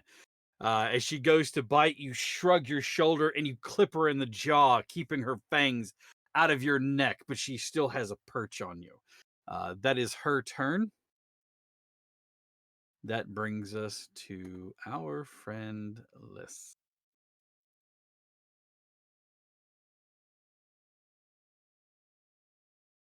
Liz is trying to decide whether or not it's a terribly bad idea to send this thing running like she sent the Banshee running.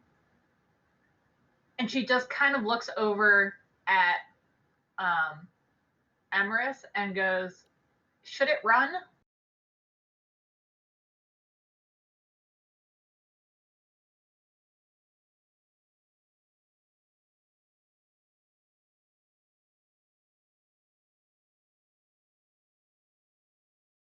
Did I you hear can't me? hear you. I'm muted like a fool. So I apologize. We all heard the guy that said, get rid of them, right? Mm-hmm. I think it'd be best to just Keep deal it. with this one now. There's no Sure. doubt that she'd just come back. She shrugs and goes, all right, and then she casts Guiding Bolt. Okay.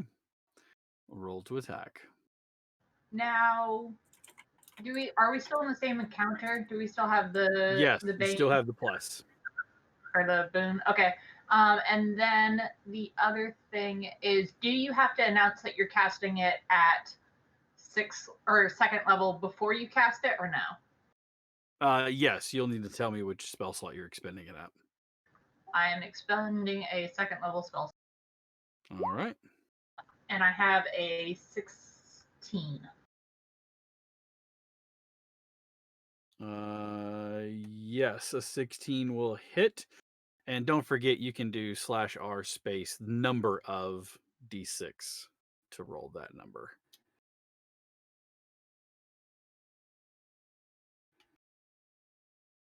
Hmm.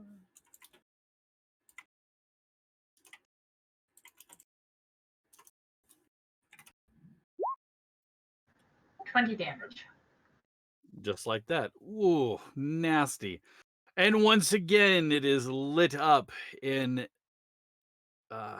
this flickering radiant energy. It howls in pain once again as you hit it with radiant energy. That was close. Nice. Get a stretch. All right, stretch, everyone.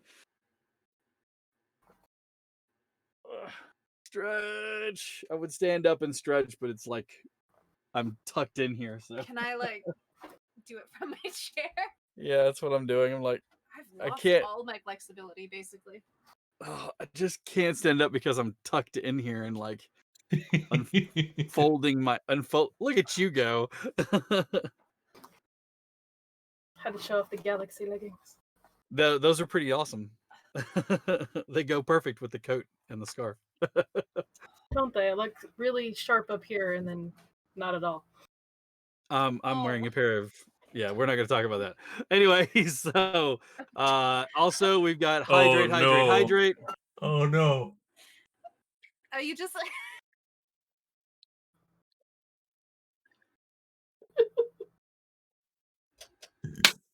Oh jeez. That's that was oh my god. not much of that. Not much of my water gone. All right, Finish my now that's tea. getting a bit ridiculous. Okay. Why don't you just say finish the round? Oh boy. Hit bitter right at the end of my tea. Ooh. Well, I guess I'm just gonna finish my drink then. Got nothing. I'm empty. Also, I'm like doing that thing where you slosh because you have so much water in your stomach. You're absolutely welcome. Tuna, you better be hydrating. Yeah, you yourself, you better have a drink with us. Sorry, just like There's no delicate way to drink from this big ass jar, so I end up with like water all over my face. Okay. Ugh, forgot where we were at. So, lightning bolt. Anything else you're gonna do on your turn? All right. Back up to the top. Emrys, it is limbed in radiant energy. Hmm. Is guiding bolt the one where I get advantage on a hit or no? It is. Yes, excellent. Yes. 22 to hit. 22 hits it. Perfect. I'm sorry, I'm not using the gun. I've put I the- figured you were using a rapier. Sorry. Okay. You can totally pirate this thing. You have a gun in one hand and the rapier in the other. 2 plus 2. 2 plus 2 is 4. 20 damage. 20 damage. Oof. Oof, my dude. You can see now that the constant beating on, the shots to the center mass, everything are starting to take their effect, their toll on this creature. However, it is still fighting. It is still looking to try to sink its teeth into your ally. Speaking of, is that your turn? I believe. Yes, I will stay standing right here. All right, Gedge, it is your turn. You can try to escape from it. It will take your action to fend it off. You can try to attack it. It does not have any advantage or disadvantage for you to do so just because you are grappled. So, how would you like to proceed? She's touching me, right? Mm-hmm. Cool. I cast a 2nd level Cure Wounds on her.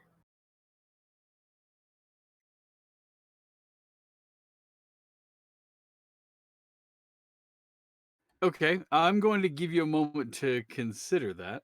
Is she undead? She is. However, I'm sending you a message. Oh, yay. Probably not going to do that.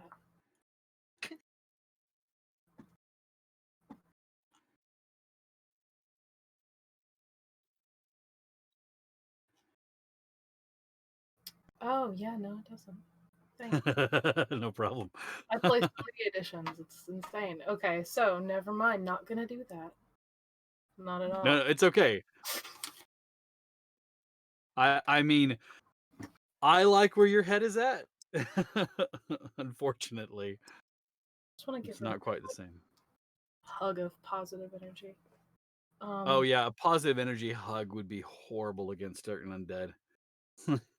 Oh my god, life domain clerics would be just so broken against undead. What am I doing? Just channeling positive energy, and you take 15 points, and you take 15 points. Everybody takes 15 points. Okay. So instead, I'm gonna try and risk it for the biscuit and get out of this. All right. So you're going to make an escape. Basically, you're going to make an escape DC check, which is going to rely on your strength or strength, so athletics or dexterity, acrobatics, depending on which one you'd rather use. Probably acrobatics because it's a little bit higher. Okay. Skills. Ooh, that's not great. 12. You struggle to release yourself from the hold.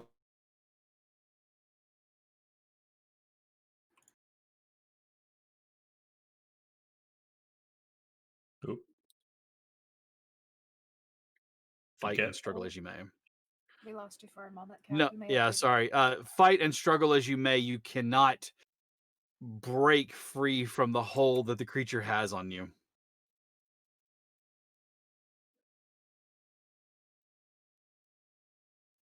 Any bonus action that you might be able to take? Yeah, actually. If I try to attack her, you said it wasn't. So escaping from it took your entire action to do so. Yes, but I can. Never mind. That has to be attack action. Reading. Yeah, war domain. If I do that thing, but I have to actually make an attack action for me to use it. So Correct. can't do it. But yeah, no, I'm just gonna hang out here with this thing, trying to suck my life juice. Please don't bite me in the face or the neck. All right. That brings us to Moonin. Well, I guess we'll swing Moonin just over puts here. the gun to the head of the creature and then looks you right in the eye and says, "Don't move. You don't want to get any on you."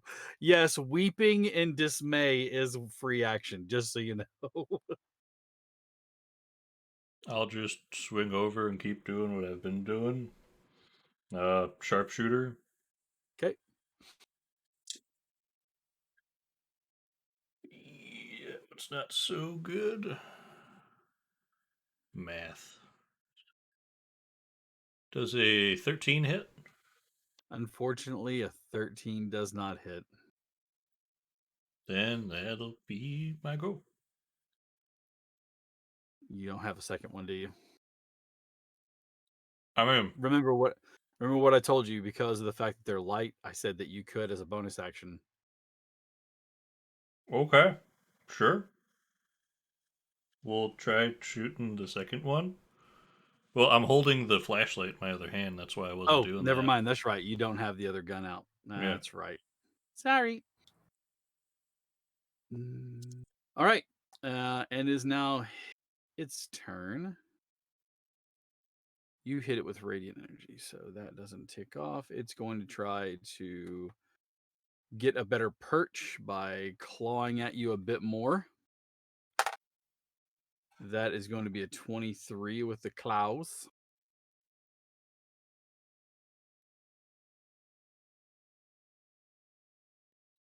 Actually, it does not deal any damage to you, as it just maintains its grapple is all it does. Doesn't deal any damage. However, it is going to try to bite you. That's an 11 total. Like, the claws, I will hit you all day long, but this does not want to bite your neck. I don't know. What is he? Are you unwashed? Is that it? All right. So, with that pathetic attempt, we're back around to Liz. Lissa's going to cast Guiding Bolt again at second level, hopefully. Okay. Okay.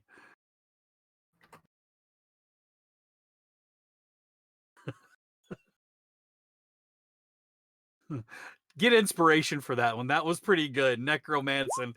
Thank you. That's a nat 20. Please do the needful.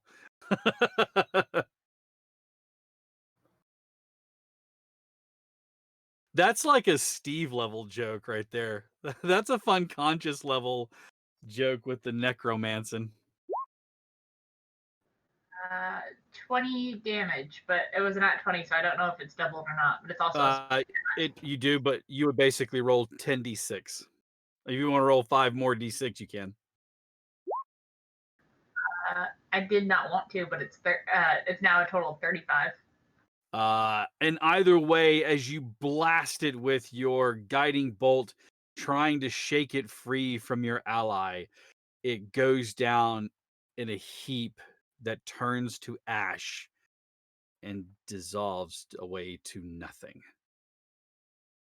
The house is quiet, with the exception of your own ragged breathing and the resounding.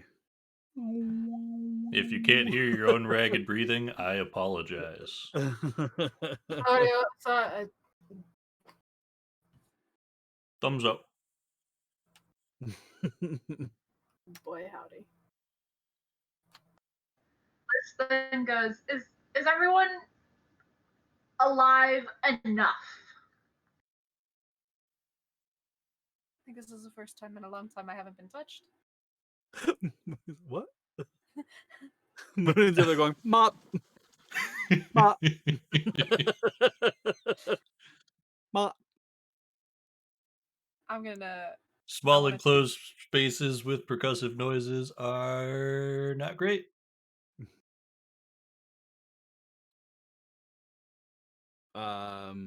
So Liz is asking for a healthiness check on everyone. Are you okay? Doing all right. You see claw marks across. I have to get a new chart. I'd She like to get shrugs. We have a stipend for that. It's fine. We have an alive person down the hall, though, so maybe you wanna go with Maybe. that? We should probably go check on that. I'd like to get a tooth before going with the group, though. You can. I'm gonna just pry one of the fangs from the mouth. Okay. And put it in a little pocket. Before we leave, I'm gonna go back over to one of the bodies and see if that gym is still in the middle of it. It both of them are now shattered into pieces, but it doesn't look like it was from a bullet wound or from a rapier stabbing it or anything else like that. What about the one that just ran in the room at us? That creature did not have a gem in its chest. There was one that Liz severed the spine to, correct? Is it still in the room? Is it doing anything? It is no longer moving. It is inert as well. And again, the stone that is in its chest is shattered. The stone's not in its chest. Oh, that's right. It's on the ground. I No, apologize. You still it's have in a it. pocket. That's right. I forgot. You do have it. I apologize. That stone is not shattered, I got it in my pocket. but it is inert. It's no longer warm. No longer warm. I touched the pad. I still have it. I'll keep it. Okay. Now, would Liz have known anything about the creature that came towards them and like she just kind of killed?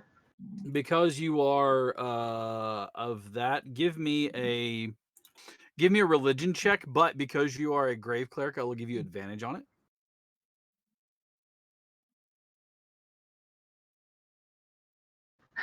I needed that because it was the second one is a nat 1, so it's actually 14 was my advantage roll.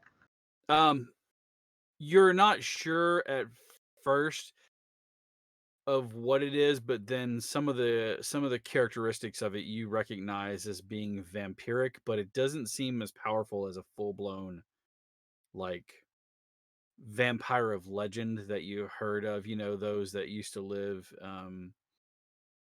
in Wallachia or in Transylvania or anything else like that. It just seems to be, which most of those, again, a lot of the things that you're studying for crypt are more like cryptids. It's like legend and lore. However, you do know that that seems to have those characteristics, but for some reason, it didn't seem as powerful as like what you've read. So either their data is wrong or your data is wrong, one of the two. All right, she's just going to keep that information to herself right now because that's just like her thought process. But can you hear me? Yes. Yes. She's going to keep that to herself as she goes to check out the body that she like left alive.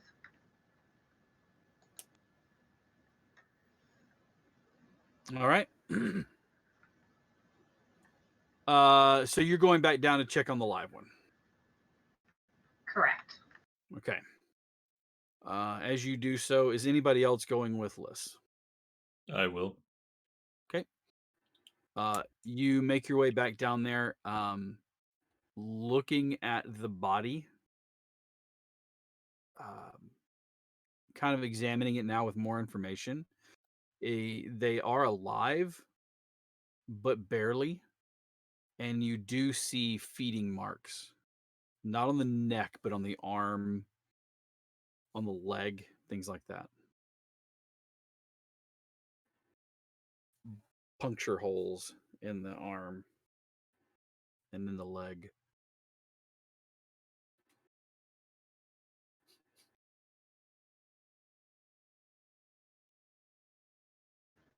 Liz thinks for a second and then decides to cast Cure Wounds on the body.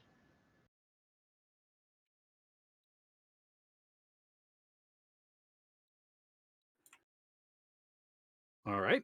Go ahead and give me a roll.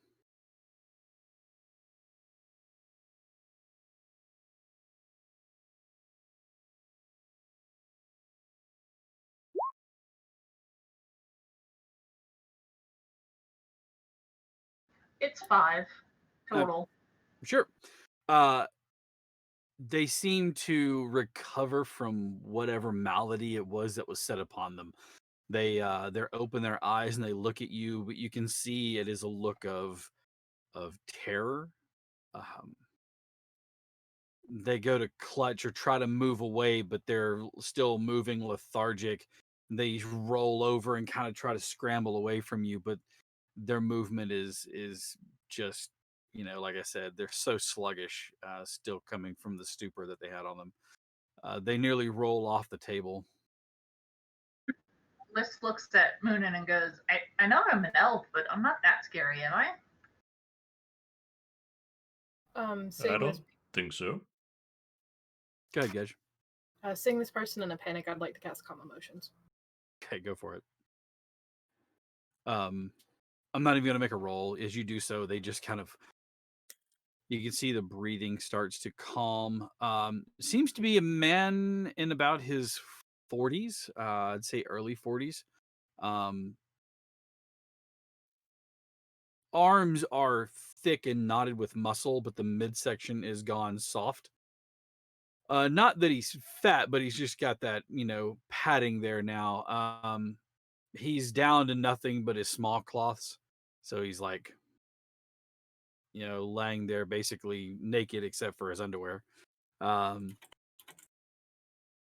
Who kind of like, he sits up and looks at you for a moment, realizing the moment of dress that he's in, or the state of dress that he's in, kind of wraps the sheet that it was using around him, and he looks for you and says, "And who are you that are in my house?" We're here to help. The person that just saved your ass, could you show just a little bit more appreciation? Of course, I apologize. Thank you for that. I And he kind of sits for a second. I am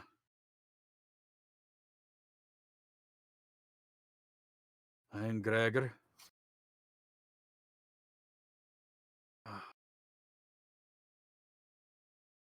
And he kind of Also, looks. I'm sorry, go ahead. Is he speaking common or is he speaking German? No, he is speaking German.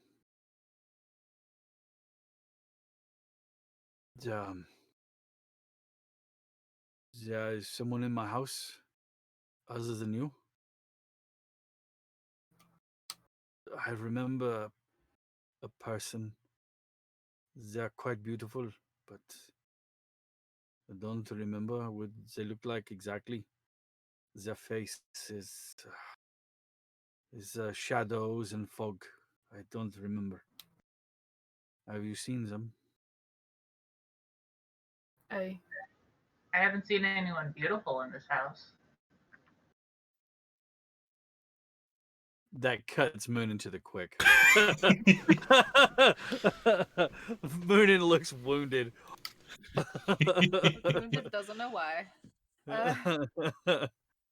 She then just touches the shoulder and she goes, "Not you, of course, honey. Come on now."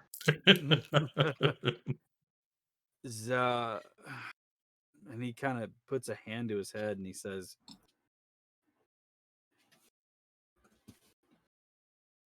"A few nights ago, there was," or he says, he looks around, he's like confused. Of an evening, there was a man who came to my door. He said that he needed a place to stay for the night. and I don't know why, but I found myself agreeing to allow him in. I invited him in. He said he was there with his daughter. We offered them food, and he stopped for a moment and he looks and he says, I had boys, my three sons. Continue your story. Where are my sons? And Unsure you at see, the moment. he tries to stand up. Oh, that's right. You have calm emotions on him. He's like, We'll find your boys. Just finish telling us your story. I invited them into the house. They were nice enough. I remember offering them my room with which to sleep, and that I would sleep in the main area. We retired for the evening, and then there was a cry from my son's room.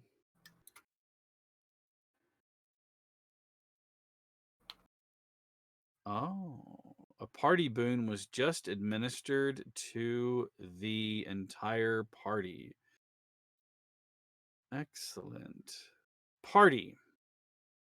I will let you know what that boon is in just a moment.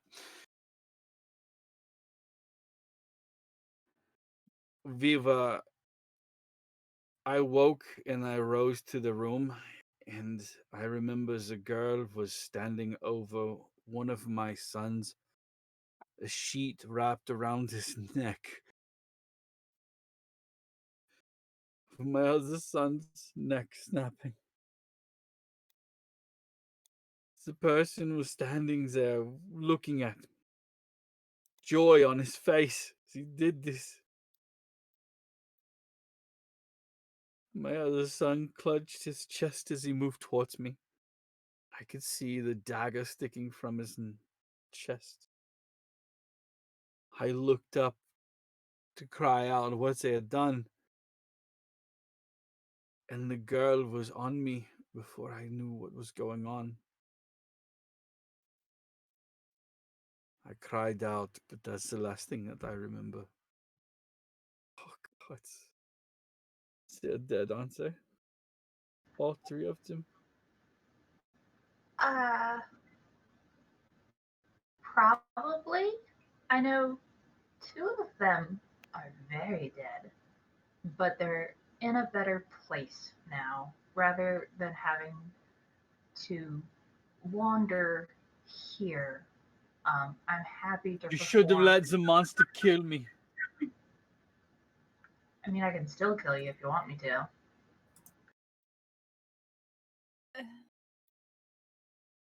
Per- Perhaps we hold off on that for now. You're not doing your boys any favors by asking for death. Honor their memory by helping us find them and stop them and bring your boys to justice. But the good news is they are apparent zombies, and one of them might still be able to say goodbye to you. I'm not sure though. I'm not 100% sure, so do not take that as true hope, but it might be a solace if it actually works.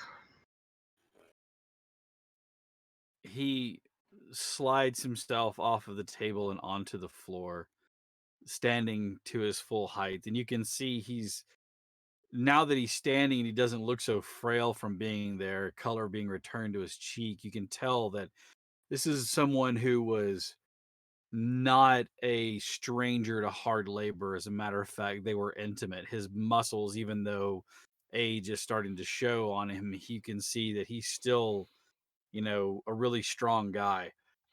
He's broad shouldered and he stands probably a little over 6 feet tall, like 6'2" or so, you would guess.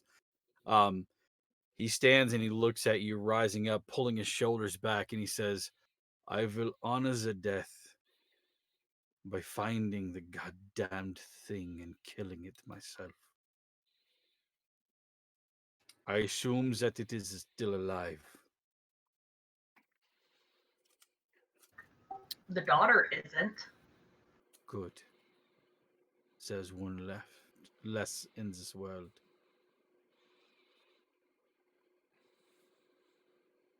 And he starts to move out of this area unless anybody's going to bar him. And he seems to be moving towards the room where they came out of, which you would assume is his bedroom. Not gonna stop him, but gonna follow him. Same. He's going towards the bedroom and not towards his son's room. No, he's going towards his room. Probably wants some y- pants. Yeah, he's getting dressed. You can see him pinning on trousers and putting on a shirt and a jacket. He takes a basically like a knapsack down, and he starts rummaging through an armoire and throwing things into the bag. He's not doing it with any sort of like aplomb. He looks like he's just gathering the very basic things. He then cinches it closed and throws it over one shoulder. You can stay here if you want. I will remember them in the way that the ancestors did. This will be their pyre.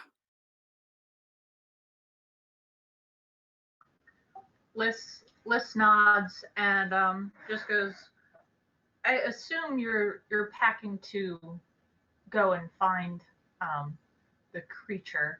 Do you have any skills, or is this a suicide mission? I'm no longer your concern. I was a soldier once.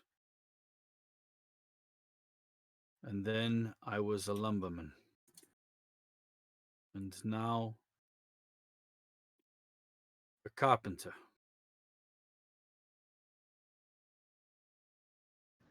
She sort of shrugs and goes, I was a medic, so technically all soldiers are my concern, but besides the point. We originally came here because we had heard that you had seen somebody who was once dead, now alive. Is that true, or are we looking for somebody else? No. The I've seen a woman in the evening. She seems to have been wandering around. I caught a glimpse of her. She appears to be an old friend who has passed away during the war. The calamities that has struck the woods to the south. I thought that she was caught in the making and that terrible undoing. And I saw her now. Granted, I think it was her, but I knew that I didn't stare for very long as she was wailing and crying, and I didn't want to be there where she was. So I moved. I moved away from her and hid in my house. Told my boys not to go out this evening, to stay there. And he looks down the hallway, like where their room is, and goes, They rest now in the far better place. May the Lord of Light carry their souls. They were good boys. And he like shrugs the pack a little bit more and he says, Unless you plan on stopping me, I would suggest finding anything you might find and leaving. Again, my intention is to turn this place to ashes. Unless you want to buy a perfectly good home from me. Give us enough time to investigate the area to see if we can find any clues on who we're looking for. And then by all means, give your sons a proper funeral. Also, I haven't spoken to the rest of us, but I'm pretty sure we have somewhat of the same goals as you. So I don't know if you want to go out by yourself, considering how well that went last time, but you might want to hang with us.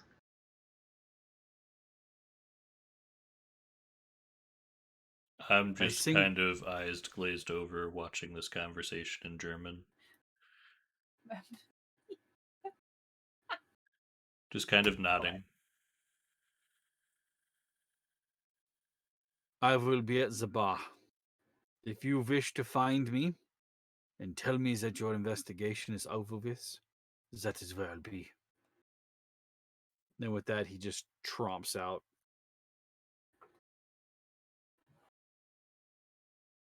All right. And once again, the house is returned to silence, other than your own breathing. So, what did he say? I'm sorry, Gedge, what did you say? Can we open some windows, or is that a bad idea? I mean, we might want to see about getting the house resealed so whatever it is can't come back. I mean, we're going to burn it to the ground, so I guess I'm going to look for rations and medical supplies. Emerson's face just now when you said that, it was like, I'm sorry, what? Well, are we burning it to the ground, or is he No. burning it to the ground, or I think we should I leave didn't get that on part. them. I think we should leave that on him. It's his home. If he wants to send it down, let him at least be the one to send it down. So he wants to light the house on fire. That's not we're not doing that. Oh, yes, I'm sorry. I forget that you don't speak German.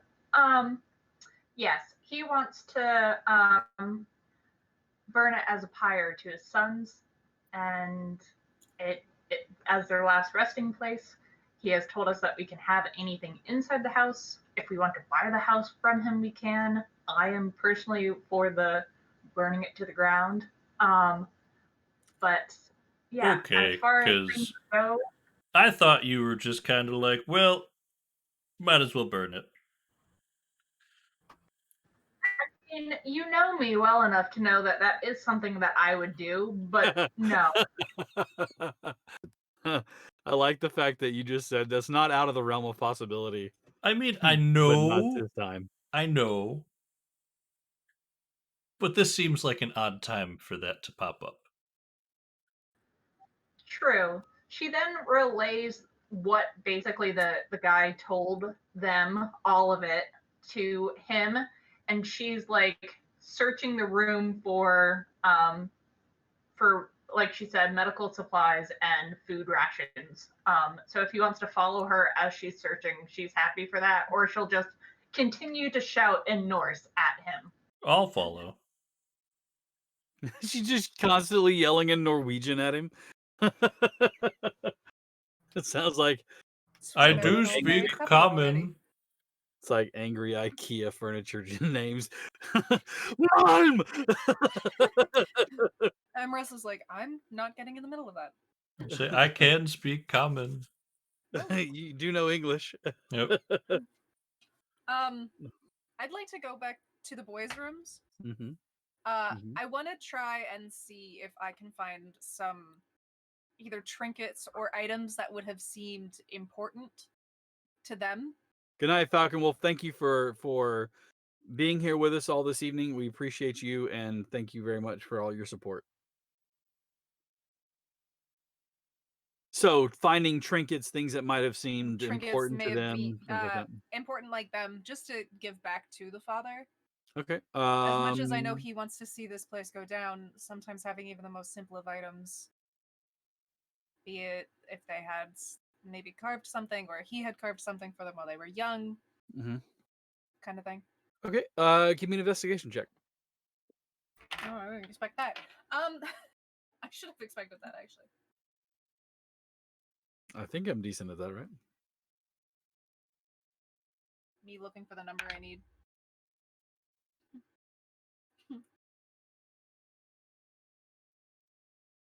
Three. That boom wouldn't happen to help at all. That was. You know what? You did have a party boon, so why don't we give advantage to everybody? Sure. Thank you. Does the chest rock count as a momentum? You know that really helped because it's an 18 on the die, so a 19 in total. All right. Ah, So so you yeah, no problem. You find a wardrobe there for the boys. You can see different clothing in there for each one of them. It seems to be neatly parsed out for each one. There is yeah, there's also a footlocker for each one of the boys. okay. You can see that there is um more their personal effects than just their clothing in there. Okay. One of them, you find a letter that seems to be folded up. It is written in German.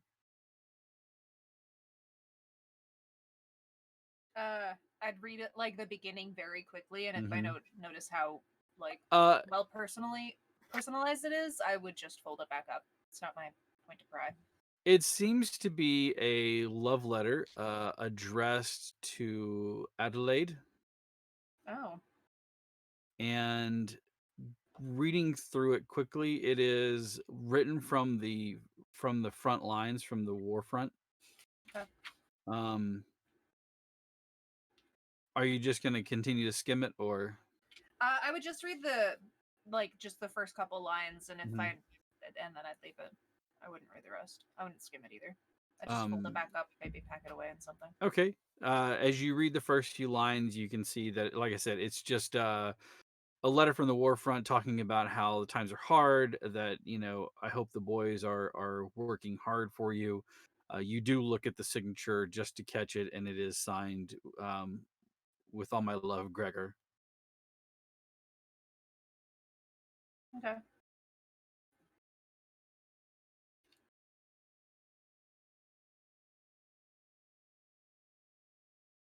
In one of the other personal effects, you can see there is a there is a locket. As you open it, you can see that there is a young man who looks very much like Gregor, and but like a younger version.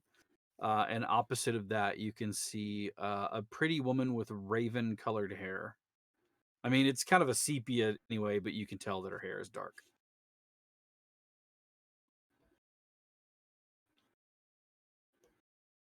Okay.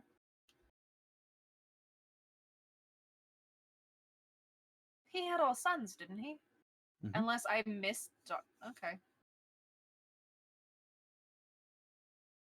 Yes, he had all sons. What was the total of sons again? Just 3? Okay. That's what I figured. For some reason, I thought all of a sudden, I'm like, do you have a 4th kid? Sorry. Probably the wife. Yeah, but it's in one of those sons' lockers.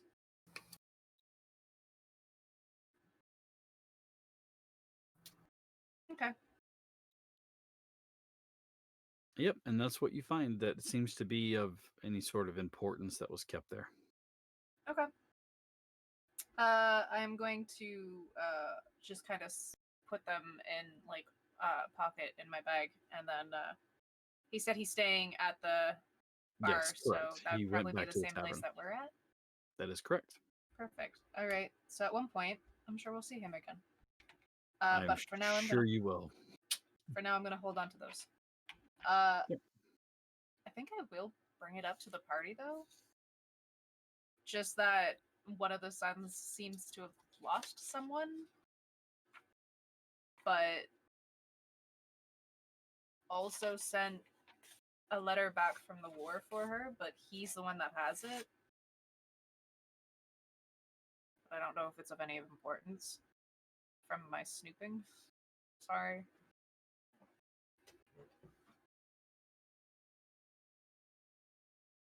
Are you going to present said letter to anyone else, or? You know what? Yeah. I'll hand it out. I'm like, I didn't read the whole thing. I didn't pry through the whole thing, but It is in German. and it is in German. So, Moonin, sorry. Just like I'm like, You're out. nope. I leave it for Gej and Lysandra. Sandra, I think you're muted. You're muted. All of that wonderful dialogue you just gave us, and you're muted. Yep. I'm so sorry. Liz would read through it just to see whether or not it could be sent or whether it is even worth like sending. The letter itself, it talks about like I said, again, it's a lot of like what the front lines they're dealing with on the war front. He does talk about a large movement to Innsbruck and how he is going to try to get attached to that movement so that he can hopefully get home to see her and the boys is how he writes it. And you do know that he says, I hope the boys are treating you well. And then it, like I said, but the rest of it seems to be small talk. He does talk about how he misses her and that he can't wait to see her again. Her and the boys. Okay, and then does Liz find anything for food rations that are easy to carry or medicine? And she also likes to keep photos of those that she's definitely saved. So, are there any small photos that she would be able to find of Gregor? There are a couple of small ones that you can find. One of the ones you do find shows, and it's one of those very old ones, like this was taken with like even earlier technology, but you can see a picture of a very young, strapping, healthy young man with a woman who is much more diminutive than he is, but she still has a very stern but beautiful look on her face. She has dark hair that you can see that she's standing with him. Almost the way she carries herself gives you the indication that she is from a family that is much better off than his. At their feet, you can see three boys of all about like varying age, but very little variance between them. You're thinking of 1 to 2 years at most between each of them. And that is one of the pictures you find, and it's but yay big. She takes just the photo. So if it's in a frame or anything, she takes just that. Just the picture. Just the picture. Pulling a John Mulaney where he's like, why are you taking those? Because it's the one thing they can never replace. Not okay. She's more like whenever she thinks about the times where she's lost so many people, she likes to pull out photos of people that she's saved. Oh, okay. Yeah, you do. You definitely find some photos of them, and you find photos later on of the three boys working together, especially with, you find one that shows, an older Gregor and the three boys. This one seems more recent, and they are standing outside of what appears to be a shop of some sort. Um, and you can see that it does read in German, Gregor and Sons. And you can see the three, the three boys are like this, and the father's just looking very stern and towards the camera. Um,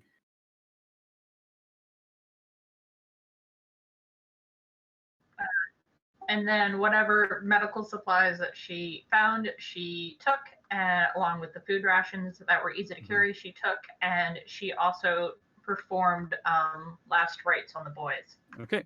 Last rites, you find bandages, and you find some tinctures and ointments that you would commonly find in there. As far as foodstuffs go, you find enough to make about a good 5 days worth of rations for like an individual. Most of it's the jarred stuff. So, all right. Anything else? No, that's all. That's all that she wanted. She's gonna go outside after that. All right, Gedge. I wanted to investigate his room. I think he said that they had stayed there Yes. while they were there. I want to investigate his All bedroom. right. Give me an investigation check, please. Okey-dokey. Is that with advantage from the boon? Yes. Cool beans. That actually helped out a lot. Sorry.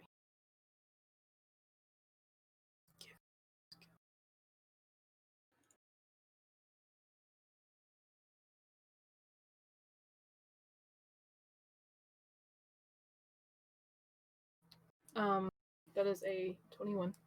21. Okay.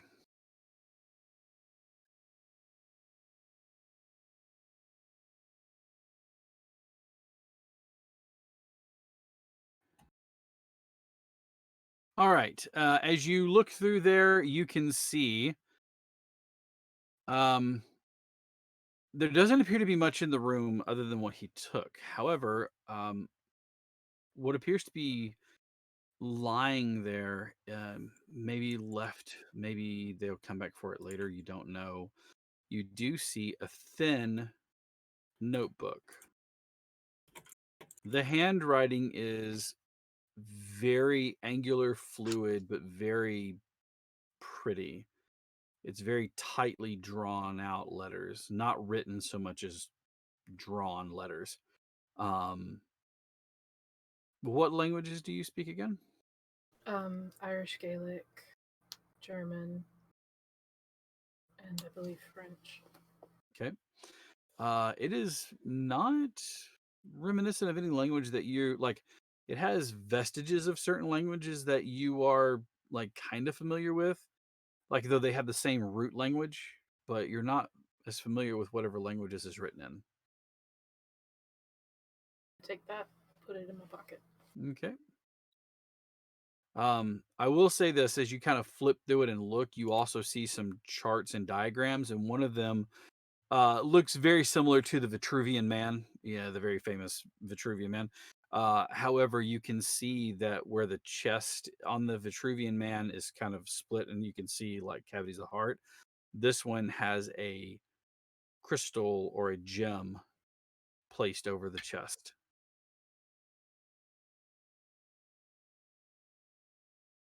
Bait. I like it. All right, but yeah, that's the most important thing that you find in there.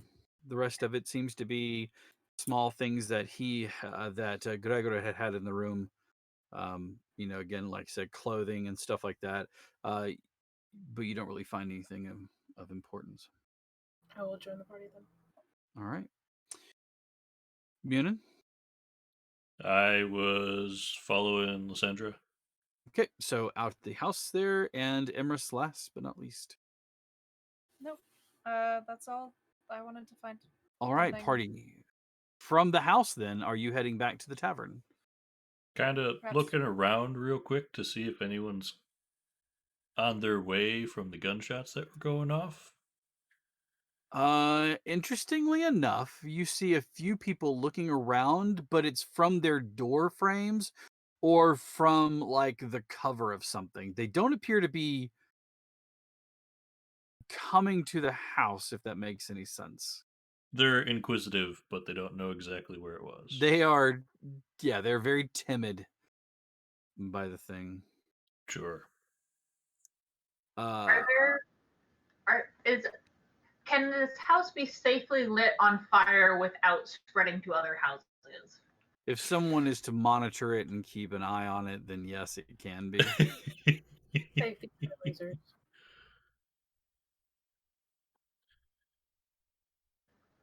Liz is then going to turn to Moonin and go, "You should probably get the fodder," and then she's going to light the house on fire. Once everyone is out. Don't do that. I run to the bar. Okay. I do you run don't to the speak bar? his language. Gone. As you arrive, bumping the door open with your hip and sliding into the bar like Kramer, You look around and you can see that Colm is sitting at the table with the man, and he is talking to him in German. Cool. I'm gonna walk up, put my hand on Colm's shoulder. Ah, yes. Welcome, Moonin. This is, and he looks and he point Not a and lot of time for gesture. talk. We've Yeah, already met. I can't interesting. speak German. You should let him know his house is on fire. If he wants to send his kids off the correct in his own manner, he should join me quickly. He quickly relays that to him in German, and you see the man stand slowly and then shrug his pack onto his shoulder. He says something to Colm, who now you see he has a folder open in front of him with several pieces of paper. And then Colm starts to like shuffle them together. Yes, he replies back to the man and then looks at you and says, "You're burning his children alive?" His children are dead. He wants to send them off on a pyre, and he wanted to use the house, so we started Mm. the fire. So Yay, you're we gotta go. so so you but right, and he's like following you, like trying to shrug his coat on and keep the folder together. So he's like half dragging his long coat behind him as Can he's I like just like grab the I mean, coat? houses burn for a very long time. Like even these No, no, houses no, I weren't. understand, but I understand. This is just calm. No. So he's like following the man who's just kind of like slowly marching towards the house. You can see one corner of it is looking fire as you watch the man walk up. Yes, Gesh. While they were gone, just Gej turning to Liz, I assume you started with some sort of magic. You know, you've got your funeral rites that you perform because they're what you perform. You should let the man set his own house on fire. Well, that's what we agreed on. That's his own proper send off, you know? It's like shooting that arrow that sets the boat on fire. You want to be the one to do it, you know? She shrugs and goes, "You're probably right, but I'm not leaving the house, and I did not want to go to the bar, so I sent him." And sure enough, soon after you see Gregor walking towards you, you see Colm, who is now like mostly in the jacket, and you see Moonin with them. The man walks up to you and says in German, "You gave him the last rites, then?" She nods and say, "Yes, I gave them their last rites by my god, and they should be gone in peace." And she hands him the torch. He looks at the fire that you've started, and he No, moves she hasn't around. started it. She Oh, hasn't she started it. hasn't started. After that conversation, she Yeah. hasn't started it. She just has a torch that she's like, Oh, okay. she's prepared everything, and she has a torch that like will quickly make the house go like somewhat up in flame. He walks to their room where you opened the shutters up earlier, and then just kind of like hefts it and then heaves it into the room, so that it lands there. He turns and looks at you all and says, "This man says that you are here to stop the things that are not right. Is that correct?" Here to try, at least. I mean, not all the things, but we're gonna do our damnedest. He has offered me a position with him.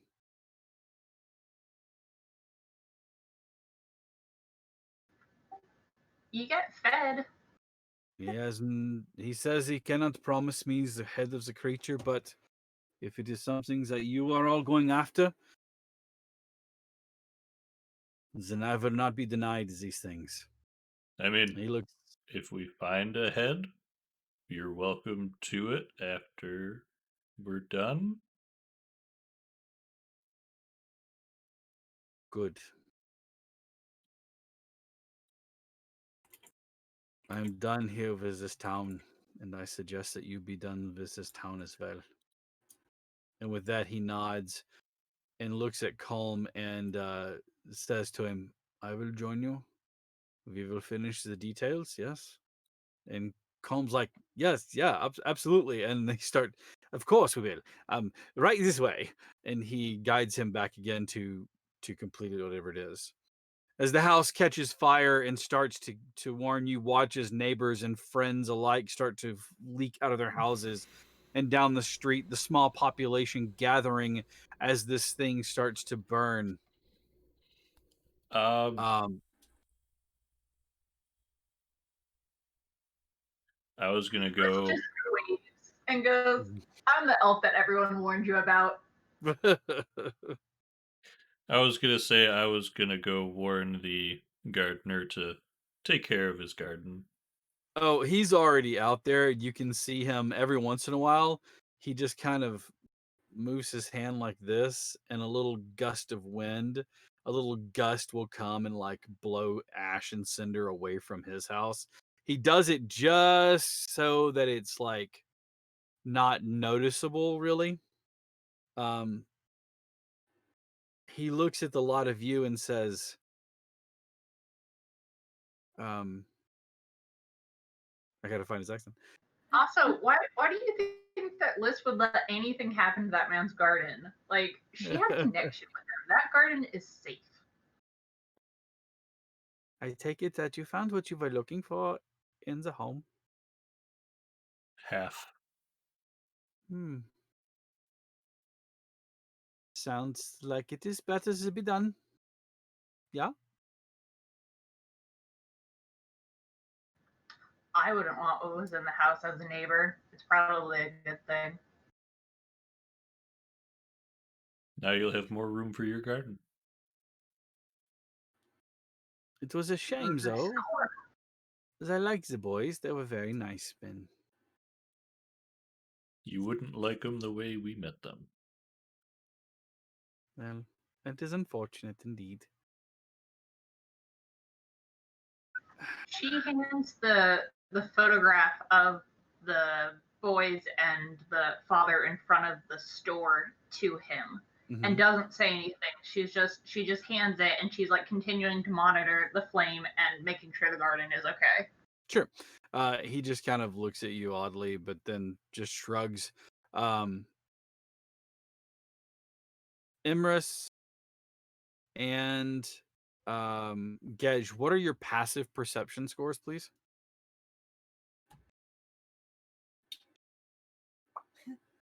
12. I don't have good passive eyes this time around. 14. What was that, Gej? I'm sorry. 14. 14. Gej, from the door frame of the halfling's house where this beautiful garden is, just in the shadows of the door, you see movement, like a flash of something that moves. It seems smaller or about the same size as the halfling, but not as well formed. Like whatever it was seemed to be hunched and kind of move oddly.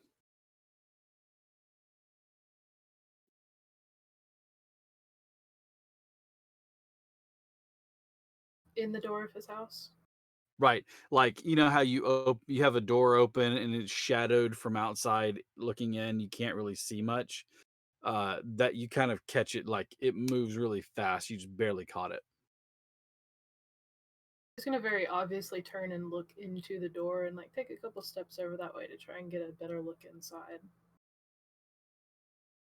As you as you try to draw closer, peering into the darkness, the door closes from inside, shutting. And as the door slams shut, so too do we slam shut on this episode of the Troubleshooters. What is going on with the halfling and what is with the Wailing Woman? It looks like there's more to tell about this little town than what they had last time. But that's going to have to wait for next week as we launch into episode 3 of the Troubleshooters. Next week will probably be the wrap of this arc as we try to uncover the rest of it.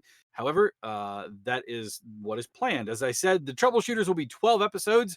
of which we have 2 underway. We will not take a break at Thanksgiving. We will actually do that Monday, but we will take a break for the holiday, for Christmas and for New Year's, so that way we can spend time with our families and just get some downtime or kind of relax and things like that.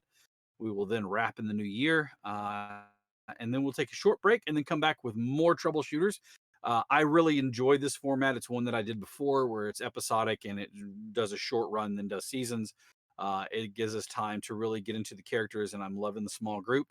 I hope you guys are too. We really appreciate all the new followers as well as all of the new support that you guys provide us. Thank you so much. Our hearts go out to you guys. You can join us on our Discord. A huge thanks to Otter, who has continued to revamp things and up them and change them around. So a huge thanks to Otter, who is playing Moonin tonight, our gunslinger. And then we had Q, who was running back there running all the social media stuff for us. A huge thanks to Q, who is playing Emrys, our rogue. And then we had Vixen, who was playing Lysandra, our arsonist / cleric. And then our new player joining us, our party member that was unfortunately not able to be with us here last week, but is here with us now. And we love having Voodoo playing Gej. So thank you all so much. Join our Discord if you haven't. You can chat and converse with all of these people. Yes, all the elves you were warned about.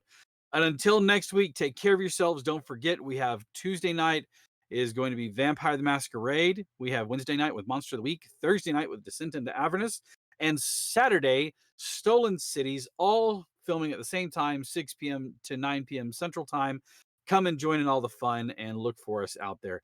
Have a great night, and until next week, good night, everyone.